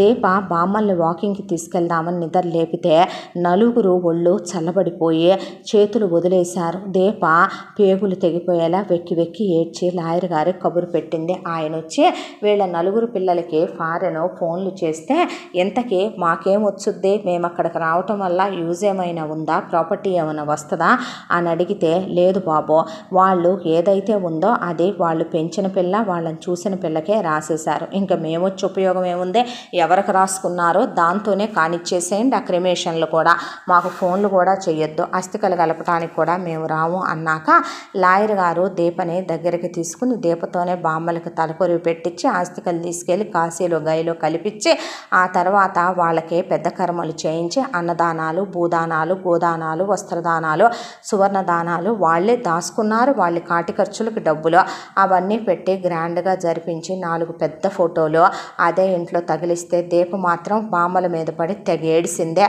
వాళ్ళు పోయిన తర్వాత వాళ్ళ ఫోటోల ముందు దీపాలు పెట్టి ఏడిస్తే వచ్చిన వాళ్ళందరూ బాధపడకమ్మా అని ఆ చుట్టుపక్కల వాళ్ళు ధైర్యం చెప్పి తర్వాత వెళ్ళిపోయారు. లాయర్ గారు వచ్చి కూర్చున్నాడు. అమ్మ దీప అంటే చెప్పండి లాయర్ గారు అంటే, బామ్మలు 4 రాసిన వీలునామా చదువుతాను విను తల్లి. మీ అక్క పెళ్ళికి 20 లక్షల రూపాయలు ఇస్తామన్నారంట. అవే ఇదిగోమ్మ ఈ అకౌంట్ బుక్లో ఉన్నాయి. అలాగే మీ అమ్మ నాన్న నీ మీద ఆధారపడి బ్రతకూడదని వాళ్ళ పేరు మీద ఒక 30 లక్షల రూపాయలు వేశారు. అది ఈ బ్యాంకు బుక్లో ఉన్నాయి. ఇక నీ పేరు మీదట వాళ్ళు ఇంతకాలం నీ జీతంలో నుంచి దాచిన డబ్బులు, దాంతోపాటు బామ్మ వాళ్ళు వాళ్ళ స్వహస్తాలతో నీకని విడిగా దాచిన డబ్బులు ఈ 2 అకౌంట్ బుక్స్లో ఉన్నాయి. అవి కాకుండా నీ పేరు మీద వాళ్ళ ఇల్లు రాశారమ్మా. ఈ ఇల్లు ఎలా లేదన్నా 5 కోట్ల రూపాయలు పలుకుద్ది. దాంతోపాటు నీ పేరు మీద 1 కోటి రూపాయలు డబ్బులు వేశారు. బామ్మల 4 వాళ్ళ ఒంటి మీద ఉన్న బంగారం 200 కాసులు, అది కాకుండా బ్యాంకులో ఉంది 400 కాసులు. ఆ మొత్తం బంగారం నీకే చెల్లేలాగా, ఇంట్లో ఉన్న వెండి, బ్యాంకులో ఉన్న వెండి నీకే చెందేలాగా, అలాగే బామ్మ వాళ్ళు నీ కోసమని ఒక చోట ఒక ల్యాండ్ కొని దాంట్లో ఒక షాపింగ్ కాంప్లెక్స్ కట్టించారు. దాని మీద లక్షల్లో ప్రతి నెల అద్దెలు వస్తున్నాయి. అవి ఒక అకౌంట్లో వేసి నీ పేరు మీదే ఉంచామమ్మా. నువ్వు ఇక్కడే ఉంటావా, మీ ఇంటికి వెళ్ళిపోతావా? ఇక్కడే ఉంటే బామ్మ వాళ్ళ జ్ఞాపకాలు గుర్తొస్తాయి లాయర్ గారు. కొన్నాళ్ళు ఇంటికే వెళ్తాను. అలా అని నేనేమి బామ్మ వాళ్ళు ఇచ్చింది 1 రూపాయి కూడా ఆగం చెయ్యాలనుకోవటం లేదు. అక్క పెళ్ళి చెయ్యాలనుకున్నారుగా, చేసేసి అమ్మ నాన్నకి ఇవ్వాలనుకున్నది మాత్రం ఇప్పించేసి నా జీతంతో వాళ్ళకు ఒక ఇల్లు కొనిపెట్టి ఆ తర్వాత నేను ఇక అప్పుడు పెళ్లి చేసుకుంటాను అని చెప్తే సరేనమ్మా అన్నాడు ఆయన. ఇవన్నీ మీ దగ్గరే ఉంచండి, నాకెప్పుడు అవసరమైతే అప్పుడు తీసుకుంటానంటే నా దగ్గర కూడా వద్దమ్మా రా అని బ్యాంక్ లాకర్లో పెట్టేశాడు ఆయన మొత్తం డాక్యుమెంట్లు, డబ్బులకు సంబంధించిన అన్ని కాగితాలు. అయితే అందులో నుంచి వాళ్ళ అమ్మా నాన్నకి ఇచ్చిన 30 లక్షలు, అక్కకనిచ్చిన 20 లక్షలు, ఆ 2 పుస్తకాలు మాత్రం చేత్తో పట్టుకుంది దీప. ఆ తర్వాత అమ్మా నాన్నల దగ్గరికి బయలుదేరి వెళ్ళింది. అయ్యయ్యో బామ్మ వాళ్ళు చచ్చిపోయారా అంటే, మీకు ఎన్నిసార్లు ఫోన్ చేశానమ్మా, మాట మాత్రమైనా ఫోన్ తీశారా? వాళ్ళ అక్క గురించి మీ గురించి ఇంత ఆలోచిస్తే అంత బిజీ అయిపోయారా? అక్కేదమ్మా అని అడిగింది దీప. అక్క పెళ్ళైపోయిందిగా అని చెప్తే, పెళ్ళయిందా? ఎప్పుడు, ఎవరితో? నాకు మాట మాత్రం చెప్పలేదే, నన్ను రమ్మనకుండా బామ్మ వాళ్ళకి చెప్పకుండా పెళ్ళేలా చేశారే అంది దీప. అంటే అంతా కలలా జరిగిపోయిందనుకో, నేను సెక్యూరిటీగానే చూశాను, నేను తెలివైన దాన్నే కదా, నేను పెళ్లి రిజిస్టర్ కూడా చేపించాననుకో, ఓ జిరాక్స్ కాపీ మన దగ్గర కూడా పెట్టుకున్నామనుకో, ఇగో అక్క పెళ్లి ఫోటోలు, ఒక కోటీశ్వర్ల అబ్బాయి వచ్చాడే అక్కను ముగ్గేస్తుంటే చూశాడో, ఏం మొత్తం మాయో కమ్మినట్టుగా అక్కని తప్ప ఎవరిని చేసుకోనని వాళ్ళ అమ్మా నాన్నని పిలిపించాడో. ఆ తర్వాత అక్కకే ఆ అబ్బాయికి పెళ్ళి అయిపోయి మనుగుడుకులు అయిపోయిన తర్వాత అక్క వెళ్ళింది. మరి పద వెళ్ళి చూసొద్దాం అక్క బావని, నేను చూడకుండా ఎలా? అమ్మమ్మ అలా వెళ్ళకూడదంట.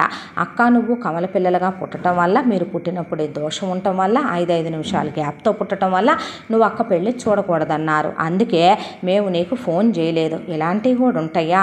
ఉంటాయిలే, మనకేం తెలుసు. వాళ్ళ పెద్ద సిద్ధాంతిని కనుక్కున్నారు. తర్వాత అక్క పెళ్ళయ్యాక 3 ఏళ్ళు మేము అక్కనే నువ్వు కానీ నాన్న కానీ నేను కానీ చూడకూడదంట. అక్క అక్కడికి వెళ్ళాక చాలా సంతోషంగా ఉన్నానని, సంవత్సరం హనీమూన్కి వెళ్తున్నానని ఫోన్ చేసింది తెలుసా మాకు అని చెప్పిన తర్వాత, అదేంటమ్మా నాకు ఒక్కసారి కూడా అక్క ఫోన్ చేయలేదో? అబ్బా మాకు చేసింది లేవే, నువ్వు ఫైనల్ ఇయర్లో ఉన్నావు కదా, అందుకే నీకు చేయలేదేమోలే. కొత్తగా పెళ్ళైనోళ్ళు మనిషికి ఫోన్ చేయలేదంటే ఎట్టాగా? నువ్వు నీ తెలివితేటలతో లాక్కొస్తావు, అది అసలే లోక జ్ఞానం లేదే, అసలే అమాయకురాలు అనేసింది లక్ష్మి. అన్నాక మరి నీ ఉద్యోగం సంగతి ఏంటి అన్నాడు శ్రీనివాసరావు. నాదే ఉంది నాన్న, నేను వెళ్ళి అప్లై చేసుకుంటాను, అప్లై చేసుకుంటే వెంటనే వస్తుంది నాకు ఉద్యోగం. అదే చెప్పలా, నువ్వు తెలివైంది దాని ఇసుకలో నుంచి అయినా నూనె తీసేస్తావు, నీకేమైందే అంద లక్ష్మి. మరి అక్క పెళ్ళికని బామ్మ వాళ్ళు 20 లక్షలు ఇచ్చారు, దానికేం కర్మే ఆ ముష్టి ఏరుకోవటానికి, అదే ఇప్పుడు 100 మందికి బిచ్చమేసేలాగా ఉంది. ఉంటాయి ఉంచు ఆ డబ్బులు, ఇప్పుడు దానికి ఆ డబ్బులతో ఏమవసరం, అదే కోట్ల మీద నడుస్తుంటే అంత కర్మ దానికేం పట్టింది, అదేమీ ఇప్పుడు అతిగతి లేని స్థితిలో లేదులే అనేసింది లక్ష్మి. అన్న తర్వాత దీప ఏమీ మాట్లాడలా, ఆ డబ్బుల్ని ఎత్తుకెళ్ళి ఒక బ్యాంక్ అకౌంట్లో పడేసింది. ఆ తర్వాత దీప జాబ్ చూసుకుని ఇంటర్వ్యూస్కి అటెండ్ అయితే తన మెరిట్కి చాలా మంచి ఉద్యోగం వచ్చింది. బామ్మ వాళ్ళు కన్న కళ నెరవేరింది. జాబ్ రాగానే ముందు బామ్మ వాళ్ళ ఇంటి దగ్గరికి వెళ్ళి ఇల్లంతా ఓపెన్ చేసి క్లీన్ చేయించి, ఆ తర్వాత బామ్మ వాళ్ళ సమాధుల దగ్గర పువ్వులు పెట్టి మీ కళ నెరవేర్చాను బామ్మ అని అక్కడ దీపాలు వెలిగించి అన్నదానం చేసి, ఆ తర్వాత ప్రతి నెల వస్తాను బామ్మ అని అక్కడే కూర్చుని ఇక ఆ తర్వాత ఇంట్లో కాసేపు గడిపి ఆ జ్ఞాపకాలతో తిరిగి వస్తూ ఉండగా లాయర్ గారు కనపడి, అమ్మ నీకే ఫోన్ చేద్దాం అనుకుంటున్నానంటే, ఏంటి లాయర్ గారు అని అడిగితే, బామ్మ వాళ్ళది పెద్దది కదమ్మా, 16 గదుల ఇల్లు. అవును. 2 ఫ్లోర్లు కదమ్మా, అవుట్ హౌస్ కూడా ఉంది కదమ్మా. అవును. ఆ ఇల్లు ఇప్పుడు నీ పేరు మీదే ఉంది కదా, అయితే మంచి టూరిస్ట్ స్పాట్లో ఉంది కదమ్మా, దీన్ని ఏదైనా ఒక హోటల్గా మారిస్తే బాగుంటుంది కదూ, ఎందుకు అలా ఖాళీగా ఉంచటం అంటే, ఎవరడిగారు లాయర్ గారు అంటే, ఒక అతను వచ్చి నిన్న కలిశాడమ్మా, కలిసి దాన్ని ఖాళీగా ఉంచటం ఎందుకు, కావాలంటే గనక ఒక 2-3 గదులు నీ కింద ఉంచుకొని అతనికి ఒక 13 గదులు ఇచ్చినా చాలు, ఇక్కడికి టూరిస్టులు తెగొస్తున్నారు, అతను దాన్ని కొంచెం రెనోవేషన్ చేయించుకొని రెంట్ ఇచ్చుకుంటాను నీకు అని అడిగాడమ్మా నన్ను. అంటే నాకు అవుట్ హౌస్ చాలు, అలాగైతే బామ్మ వాళ్ళ ఫోటోలు ఇంపార్టెంట్ సామాన్ నేను అవుట్ హౌస్లో సర్దించుకుంటా, అవుట్ హౌసే 4 BHK ఉంది కదా, పర్లేదు ఆ 16 గదులు ఇచ్చేస్తానులేండి అని దీప ఇచ్చేస్తే దాన్ని చక్కగా వాళ్ళు రెనోవేట్ చేయించుకొని దాన్ని ఒక మంచి టూరిస్ట్ రిసార్ట్ కింద మార్చుకొని వచ్చే టూరిస్టులకి రెంట్లకి ఇస్తూ, అతను ప్రతి నెల రెంట్ ఇంతని దీపకి అకౌంట్లో వేస్తాను అని చెప్తే, నాకేమొద్దు లాయర్ గారికే ఇచ్చేయండి, ఆయనే చూసుకుంటారు, ఆయనే వేస్తారు నా అకౌంట్లో అని చెప్పింది దీప.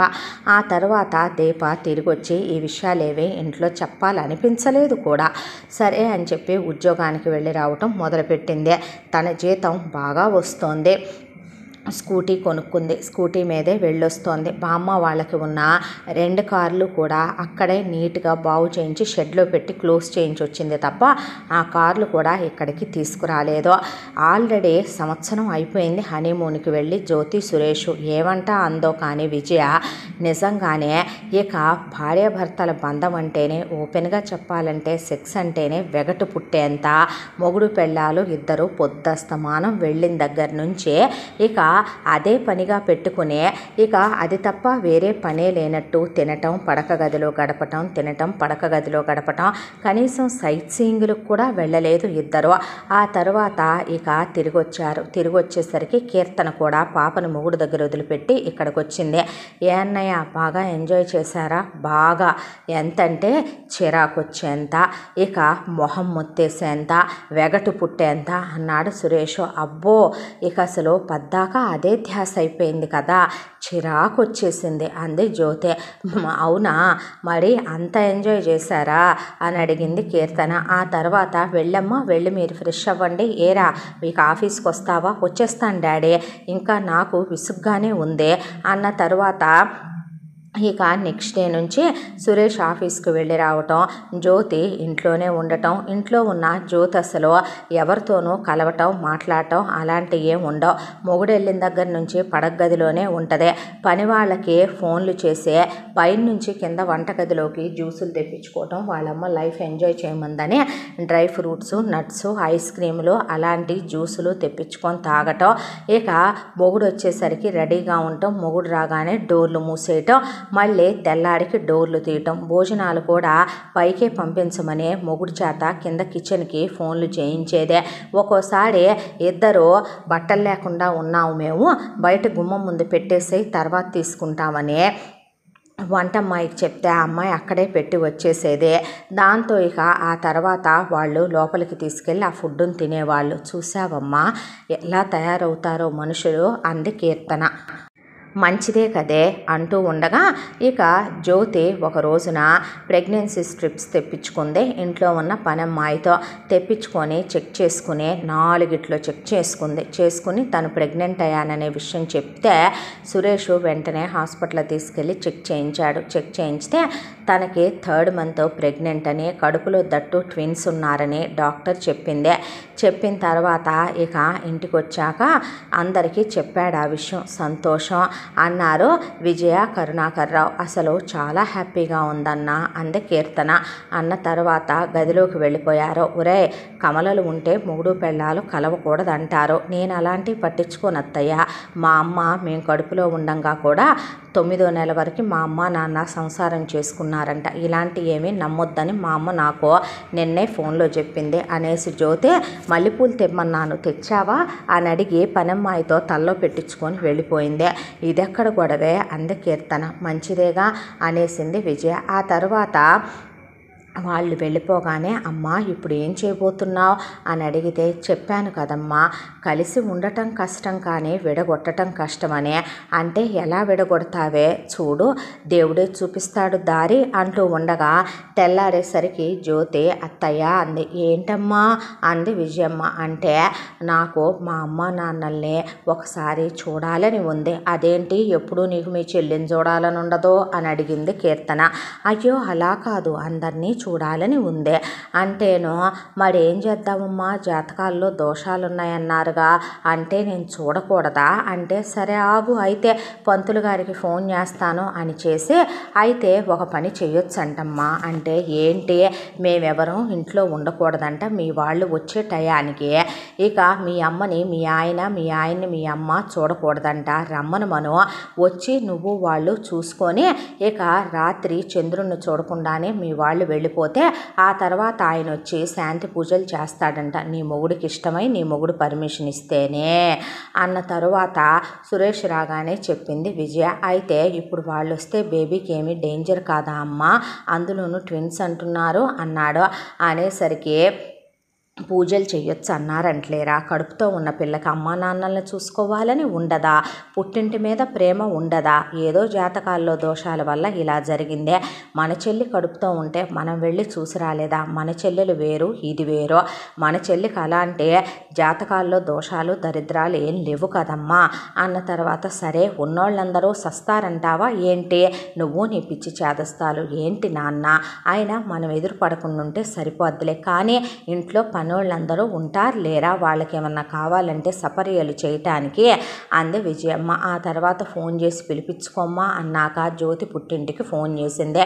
పుట్టింటికి ఫోన్ చేయగానే లక్ష్మీ శ్రీనివాసరావుని మీరు రావచ్చంట నన్ను చూడొచ్చంటే నిజమా తల్లి నిజంగా నిన్ను మేము చూడొచ్చా రావచ్చా మరి దోషమన్నారు కదే అంటే పూజలు చేయిస్తామన్నారమ్మా. అయితే రాత్రికల్లా మీరు వెళ్ళిపోవాలంట.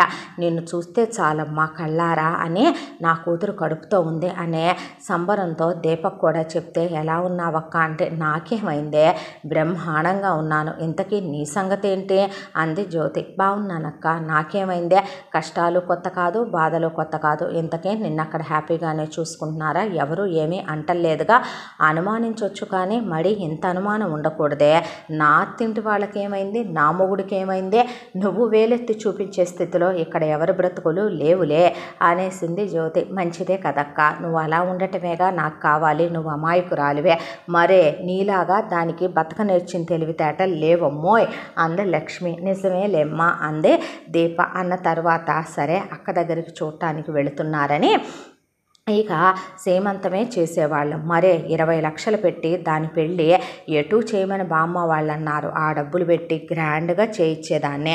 అయితే సాయంత్రానికి వెళ్ళిపోవాలి మళ్ళీ చూడకూడదు అన్నారంట. అన్న 50,000 రూపాయలు పెట్టి అక్కకు పట్టు చీర తీసుకొని స్వీటు హాటు పళ్ళు అన్నీ తీసుకొని బయలుదేరారు దీప లక్ష్మి శ్రీనివాసరావు కంప్లీట్గా నడకొచ్చి చాలా హుషారుగా నడుస్తూ మొగుడు పెళ్ళాం నడుము మీద చెయ్యేసి ఇక అసలు మంచి వర్క్ శారీ కట్టి లక్ష్మి వాల్ జడేసి పూలు పెట్టుకొని మొత్తం ఫ్యామిలీ అంతా బయలుదేరి వెళ్ళారు. బాడుగ కారులో వెళదామమ్మాయి, ఎందుకు అనవసరంగా మనం బస్సుల్లో వెళ్ళటం అంది లక్ష్మి. అలాగే లేమ్మా అని తీసుకెళ్ళింది క్యాబ్లో దీప. తీసుకెళ్లే టైంకి ఇక్కడ మేము ఊళ్ళోకి వచ్చామని చెప్పేసరికి పదండి అని ముందు కరుణాకర్ రావుని అలాగే సురేష్ని బయటికి పంపించేసింది విజయ. ఆ తర్వాత కీర్తనని నువ్వు కూడా వెళ్ళమ్మా అంటే, ఏమ్మా వెళ్ళమన్నానా అన్న తర్వాత సరేనని కీర్తన షాపింగ్కి వెళ్ళిపోయింది. వెళ్తున్నట్టే బయటికి వెళ్ళి వెనకాల ఉన్న ఇంకో దారిలో నుంచి లోపలికి వచ్చి పైన ఎవరికీ తెలియని గదిలో నక్కి నిలబడింది విజయమ్మ. నిలబడితే వాళ్ళ ముగ్గురు లోపలికి వచ్చారు. వాళ్ళ ముగ్గురు లోపలికి వచ్చిన తర్వాత తను ఏర్పాటు చేసిన ఒక పని మనిషి మొత్తం వీడియో ఆన్ చేసి పెట్టి వీడియో తీయటం మొదలుపెట్టింది. అయితే బెడ్రూమ్లోకి తీసుకెళ్ళింది. నేను ఎక్స్పెక్ట్ చేసిందే ఇదే అనుకుంది విజయ. అయితే లోపలికి వాళ్ళకి మజ్జిగ కాఫీలు టీలు ఇవ్వటానికి వెళ్ళినట్టు వెళ్ళి అక్కడ ఒక కెమెరా ఆల్రెడీ ఫిక్స్ చేసి ఉన్న దాన్ని ఆన్ చేసి వచ్చింది పనమ్మాయి. దాంతో అక్కడ మొత్తం రికార్డ్ అయింది. వీళ్ళు మాట్లాడుకున్నాయి. ఎలా ఉన్నావమ్మా, ఎలా చూసుకుంటున్నాడు, బాగున్నారా, రోజు సంసారం చేసుకోండి, కాన్పు తేలిగ్గా అవుద్ది, అర్థమైందా, అలాగే నువ్వేమీ పనులు చేయబాకు, కాలు కింద పెట్టబాకు, అమ్మా వాళ్ళు డబ్బున్నోళ్ళు బాగానే చూసుకుంటున్నారు అంటుందిగా, నాకేమైంది, బ్రహ్మాండంగా ఉన్నాను నేను, నా కాలు కింద పెట్టనివ్వడు నా మొగుడు, ఇక ప్రతిరోజు నా ఒంటి మీద చేయకపోతే నేను ఊరుకుంటానా, ఆయనే ఉండలేడు, మా అత్త నా అడుగులకి మడుగులొత్తుద్ది, మా మామ అసలు నా ముందు నోడే ఎత్తడు, నా మరిది వచ్చాడు కనపడ్డాడు వెళ్ళిపోయాడు, నా ఆడపడుచు వచ్చుద్దన్న మాటే కానీ తనేంటో తన పనేంటో నా జోలికి కూడా ఎవరు రారు, పనోళ్ళు చిటికేస్తే ఇదిగో ఇప్పుడు వస్తున్నారే అలాగే వస్తారు, నాకేమైందమ్మా, మిమ్మల్ని చూడాలనిపించిందన్నాక తెచ్చిని పెట్టి కూతురు ఒళ్ళో కూతురును చూసుకొని పొట్ట మీద చెయ్యేసి పొట్ట మీద చేయి పెట్టుకున్నాడు, జాగ్రత్తగా నడు, కింద చూసినాడు, మెట్లు గబగబా దిగబాకు, కింద కూర్చోబాకు, ఇక మా పొట్ట మడత పెట్టి పడుకోబాకు, ఓ ఇక ఎన్నో చెప్పి కూతురికి పడగదిలో మొగుడుతో అలా ఉండాలి ఇలా ఉండాలి, అలా ఇది చేయాలి ఇలా ఇది చేయాలి, నీ కానుపు అయ్యేటప్పుడు మేము రాము, ఇక నువ్వు మళ్ళీ పిల్లల్ని కన్న తరువాత నువ్వు పిల్లల్ని కన్నాక వాళ్ళు సంవత్సరం పిల్లలు కూడా అయిపోతారేమో, మేము వచ్చి దోషాలన్నీ పోయిందాకా పూజలు అవన్నీ జాగ్రత్త చేయించుకోమా, మందులు టయానికి వేసుకో, జాగ్రత్తగా ఉండు అక్క, ఇవన్నీ కాదు కానీ యోగా చేయి, మెడిటేషన్ చేయి, మనసు ప్రశాంతంగా ఉంచుకో, బావ నువ్వు హ్యాపీగా ఉండండి, బావగారిని చూద్దామంటేనే కుదరలేదంటే రా ఫ్యామిలీ ఫోటో చూద్దు కానీ, ఇదిగో మా అత్తయ్య మా మామయ్య, ఇదిగో మీ బావ, నేను మరిది, ఇదిగో మా ఆడపడుచు కూతురు, ఆడపడుచు భర్త అని చూపించింది జ్యోతి. అవునా అనే ఫోటో చూసి ఒక ఫోటో తీసుకుంది ఫోన్లో, ఎందుకే మెమరీగా ఉంటుందని, నువ్వేంటో నీ చాదస్తాలేంటో, ఇంతకీ నీ సంగతి ఏంటి, పెళ్లి చేసుకోవా అంది జ్యోతి. నీలా నాకెవరో కరెక్ట్ అనిపించే వాళ్ళు దొరకలేదులే అక్క, దొరికినప్పుడు ఆలోచించొచ్చులే, అంత కంగారు ఏమొచ్చేసింది పెళ్ళికే, అయినా ప్రశాంతంగా ఉన్నాను, ఇప్పుడిప్పుడే కాస్త ఒక ముద్ద తింటున్నాను, కంటికి ఇంత నిద్రపోతున్నాను, ఇంతకీ బామ్మ వాళ్ళు పోయారంటగా, పోయారులే అవన్నీ నీకెందుకు, నువ్వు ప్రశాంతంగా ఉండి టైంలో అంటే, సరేలే అలాగైతే అని, ఇదిగోమ్మా నీకోసమని 10,000 రూపాయలు పెట్టి కుంకుమ పువ్వు తెప్పించా, కుంకుమ పువ్వు వేసుకొని తాగమ్మా అని లక్ష్మి జ్యోతి చేతిలో పెట్టింది. సరేనన్న తర్వాత వెళ్ళొస్తామని ఇక ఆ తర్వాత వీళ్ళు బయలుదేరి వెళ్ళిపోయారు. వెళ్ళిపోయిన తర్వాత ఇక బయటికి వెళ్ళిన వాళ్ళంతా తిరిగి వచ్చి ఇప్పుడు హ్యాపీనా అంది విజయ్ జ్యోతినే. అన్నాక పంతుల్ని పిలిపించి ఇంట్లో పూజలు పెట్టించింది. పూజల్లో ఇక సురేష్ని కూర్చోబెట్టి పూజలు చేయించాక ఇక ఏ దోషం లేదుగా పంతులు గారు అంటే, లేనట్టే లేమ్మా అని పంతులు వెళ్ళిపోయాడు. వెళ్ళిపోయిన తర్వాత తను వీడియోలు తీయించినవి మొత్తం ఆ వీడియోలన్నీ కూతురు చేత ఇక ఎడిటింగ్ చేయించింది. ఎడిటింగ్ చేయించిన తర్వాత పదమ్మ బయటికి వెళ్దామని బయటికి వెళ్ళి ఒకరిని కలిసి వాడికిచ్చి, వాడు డబ్బింగ్ ఆర్టిస్టు, వాడి దగ్గర బోల్డ్ అంతమంది మిమిక్రీ చేసేవాళ్ళు కూడా ఉంటే ఇందులో ఉన్న వాళ్ళ వాయిస్లు ఇవి.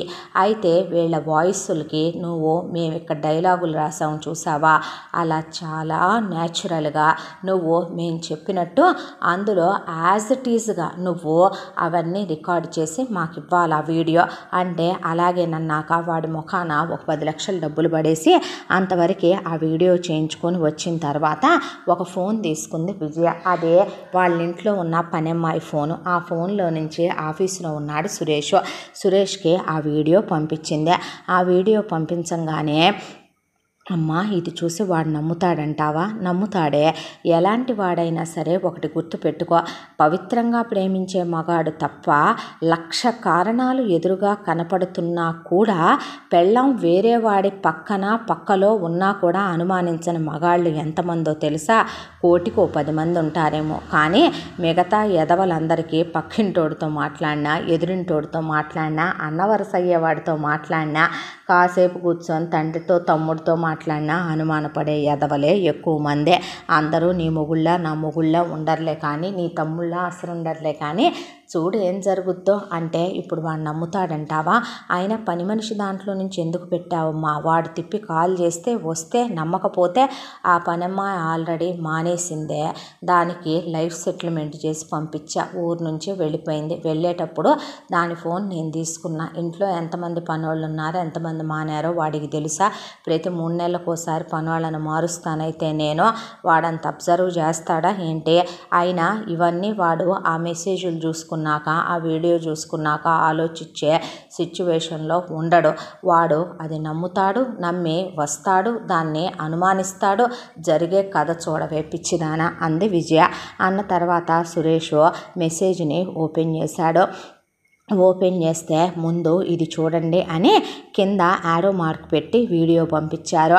వీడియో పంపిస్తే ఆ వీడియోలో జ్యోతి వాళ్ళ అమ్మ నాన్న ఇక జ్యోతి వాళ్ళ చెల్లెలు అందరూ ముందు హాల్లో మాట్లాడుకుంటూ జ్యోతి చేయి పట్టుకొని బెడ్రూమ్లోకి తీసుకెళ్లారు. తీసుకెళ్ళిన తర్వాత దీప అక్కడ కూర్చుంది. కూర్చున్నాక లక్ష్మి ఏమ్మా అంతా బాగానే ఉందా? ఏం బాగానే ఉండటమమ్మా, భయం వచ్చి ఒళ్ళంతా చెమట్లు పోసి తడిచిపోతోంది నాకు అంటే టెన్షన్ పడకమ్మా అని శ్రీనివాసరావు అన్నట్టు. అంటే టెన్షన్ ఉండదా నాన్న? మరి నీకేం తెలుసు నా గురించి? నేనైనా వీడొస్తాడని నన్ను ప్రేమిస్తానంటాడని ఇలా సడన్గా పెళ్లి చేసుకుంటాడని ఊహించానా? మన ఊళ్ళో ఉండంగానే నేను రామభద్రయ్య గారి అబ్బాయి ఆల్రెడీ నేను అక్కడ వాడిని వినయ్ని ప్రేమించాను. వాడు నాతో శారీరకంగా నేను పెద్ద మనిషి అయిన దగ్గర నుంచే ఎన్నిసార్లు కలిసామిద్దరం, ఎన్ని కలలు కన్నాం. నేను 4-5 అబార్షన్లు కూడా చేయించుకున్నానా? నువ్వే చేయించావా? ఏ చెల్లి నీకు తెలీదా? అవునక్క నాకు తెలుసుగా అని దీప అన్నట్టు.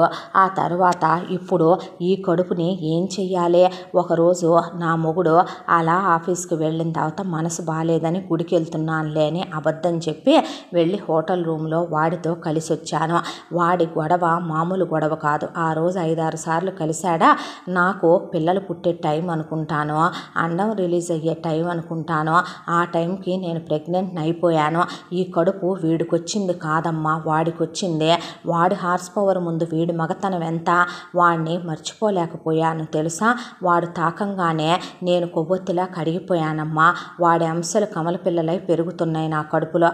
ఈ విషయం ఎక్కడ బయటపడుద్దో వీడికి తెలుసుద్దో అని టెన్షన్గా ఉందే అని జ్యోతి అన్నట్టు. ఆ మాటకి చెప్తామా ఏంటి? తెలియనిస్తామా? వాడిని పడగదిలో ఆ ధ్యాసలో పెట్టి ఉంచమని చెప్పానా లేదా నేను నీకు?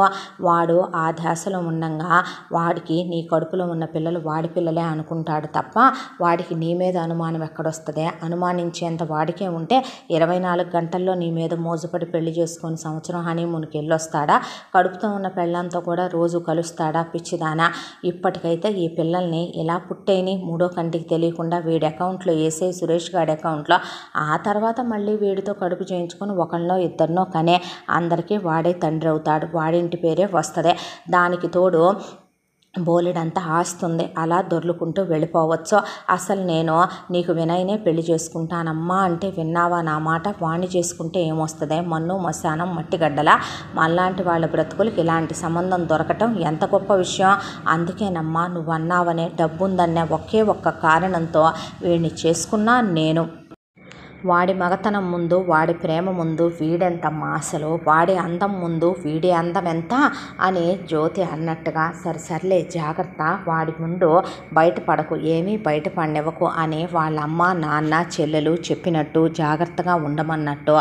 ఆ తర్వాత ఇక మేము వెళ్ళొస్తామంటే వెళ్ళండి నేను ఫోన్ చేస్తూ ఉంటాలే అని చెప్పి పంపించినట్టు ఆ వీడియో క్లిప్పింగ్ అక్కడతో కట్ అయిపోయింది. కట్ అయిపోయాక కింద ఒక మెసేజ్, లాంగ్ మెసేజ్, దాంట్లో బాబుగారు నేను మీ ఇంట్లో పనిచేసే పాత పని మనిషే, నేను వరాలనండి, నేను మీ చిన్నప్పటి నుంచి మీ ఇంట్లో పనిచేస్తున్నాను బాబు, మీ ఉప్పు తినే ఈ శరీరం పెరిగింది, మీ ఇంట్లో నేను పని చేసుకుంటూనే పెళ్లి చేసుకున్నాను, ఈ చేతుల మీదుగా మిమ్మల్ని పెంచి పెద్ద చేశాను బాబు, మీకు విషయం చెప్పమంటారా, అమ్మగారు దేవత లాంటి వారు, పెద్దమ్మగారు చిన్నమ్మగారు ఇంత పెద్ద తప్పు చేస్తారని నేను అనుకోలేదు, నాకెందుకో హాల్లో మాట్లాడుకునే వీళ్ళు మీ అందరూ బయటికి వెళ్ళిన తర్వాత బెడ్రూమ్లోకి వెళ్ళేపాటికి అనుమానం అనిపించింది, ఎంతైనా మీ ఉప్పు తిన్నాను కాబట్టి వీడియో తీశాను బాబు, ఈ వీడియో ఇప్పుడు పెద్దమ్మగారికో అయ్యగారికో చూపిస్తే ఇంటి పరువు పోద్దని మిమ్మల్ని సర్దుకుపోమ్మంటారు, ఇక కీర్తనమ్మాయి గారికి చూపిస్తే గనక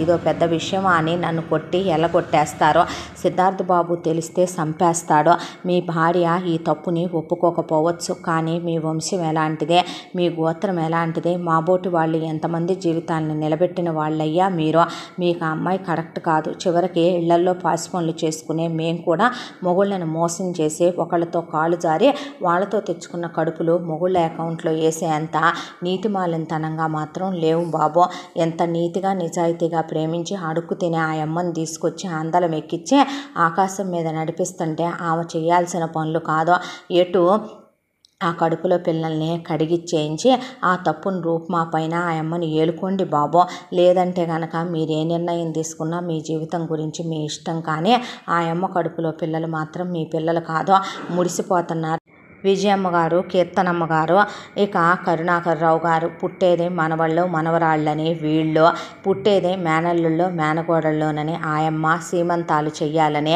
అంత గ్రాండ్గా రిటర్న్ గిఫ్ట్లు ఇవ్వాలని మురిసిపోతున్నారు వాళ్ళు, ప్రేమించిన మనుషుల్ని మోసం చేసి ద్రోహం చేయకూడదు బాబు, వెన్నుపోట్లు పొడవకూడదు బాబు, నేను చెప్పాననే విషయం మీరు బయట పెట్టారంటే పెద్దమ్మగారు నన్ను చంపేస్తారు బాబు, నా నోటి దగ్గర ముద్దపోద్దయ్యా, మీ పాదాల మీద ప్రమాణం చేసి చెప్తున్నాను బాబు, నా బిడ్డల మీద ఒట్టయ్యా అని ఆ మెసేజ్లో ఉంది, నిజంగానే ఏమంటా అందో కానీ విజయ, ఇక సురేష్ ఆ మెసేజ్లు అసలు ఎవరు పెట్టారో, ఆ వరాలనే పని మనిషి ఎవరు, అసలు ఆ పని మనిషి నిజంగా ఉందా లేదా, ఉంటే ఇప్పుడు వర్కింగ్లో ఉందా లేదా, ఇవేవి ఆలోచించాల, ఆ వీడియో కంప్లీట్గా నమ్మాడు, నమ్మటంతో పాటు దాదాపు ఒక 100 సార్లు ఆ వీడియోని మళ్ళీ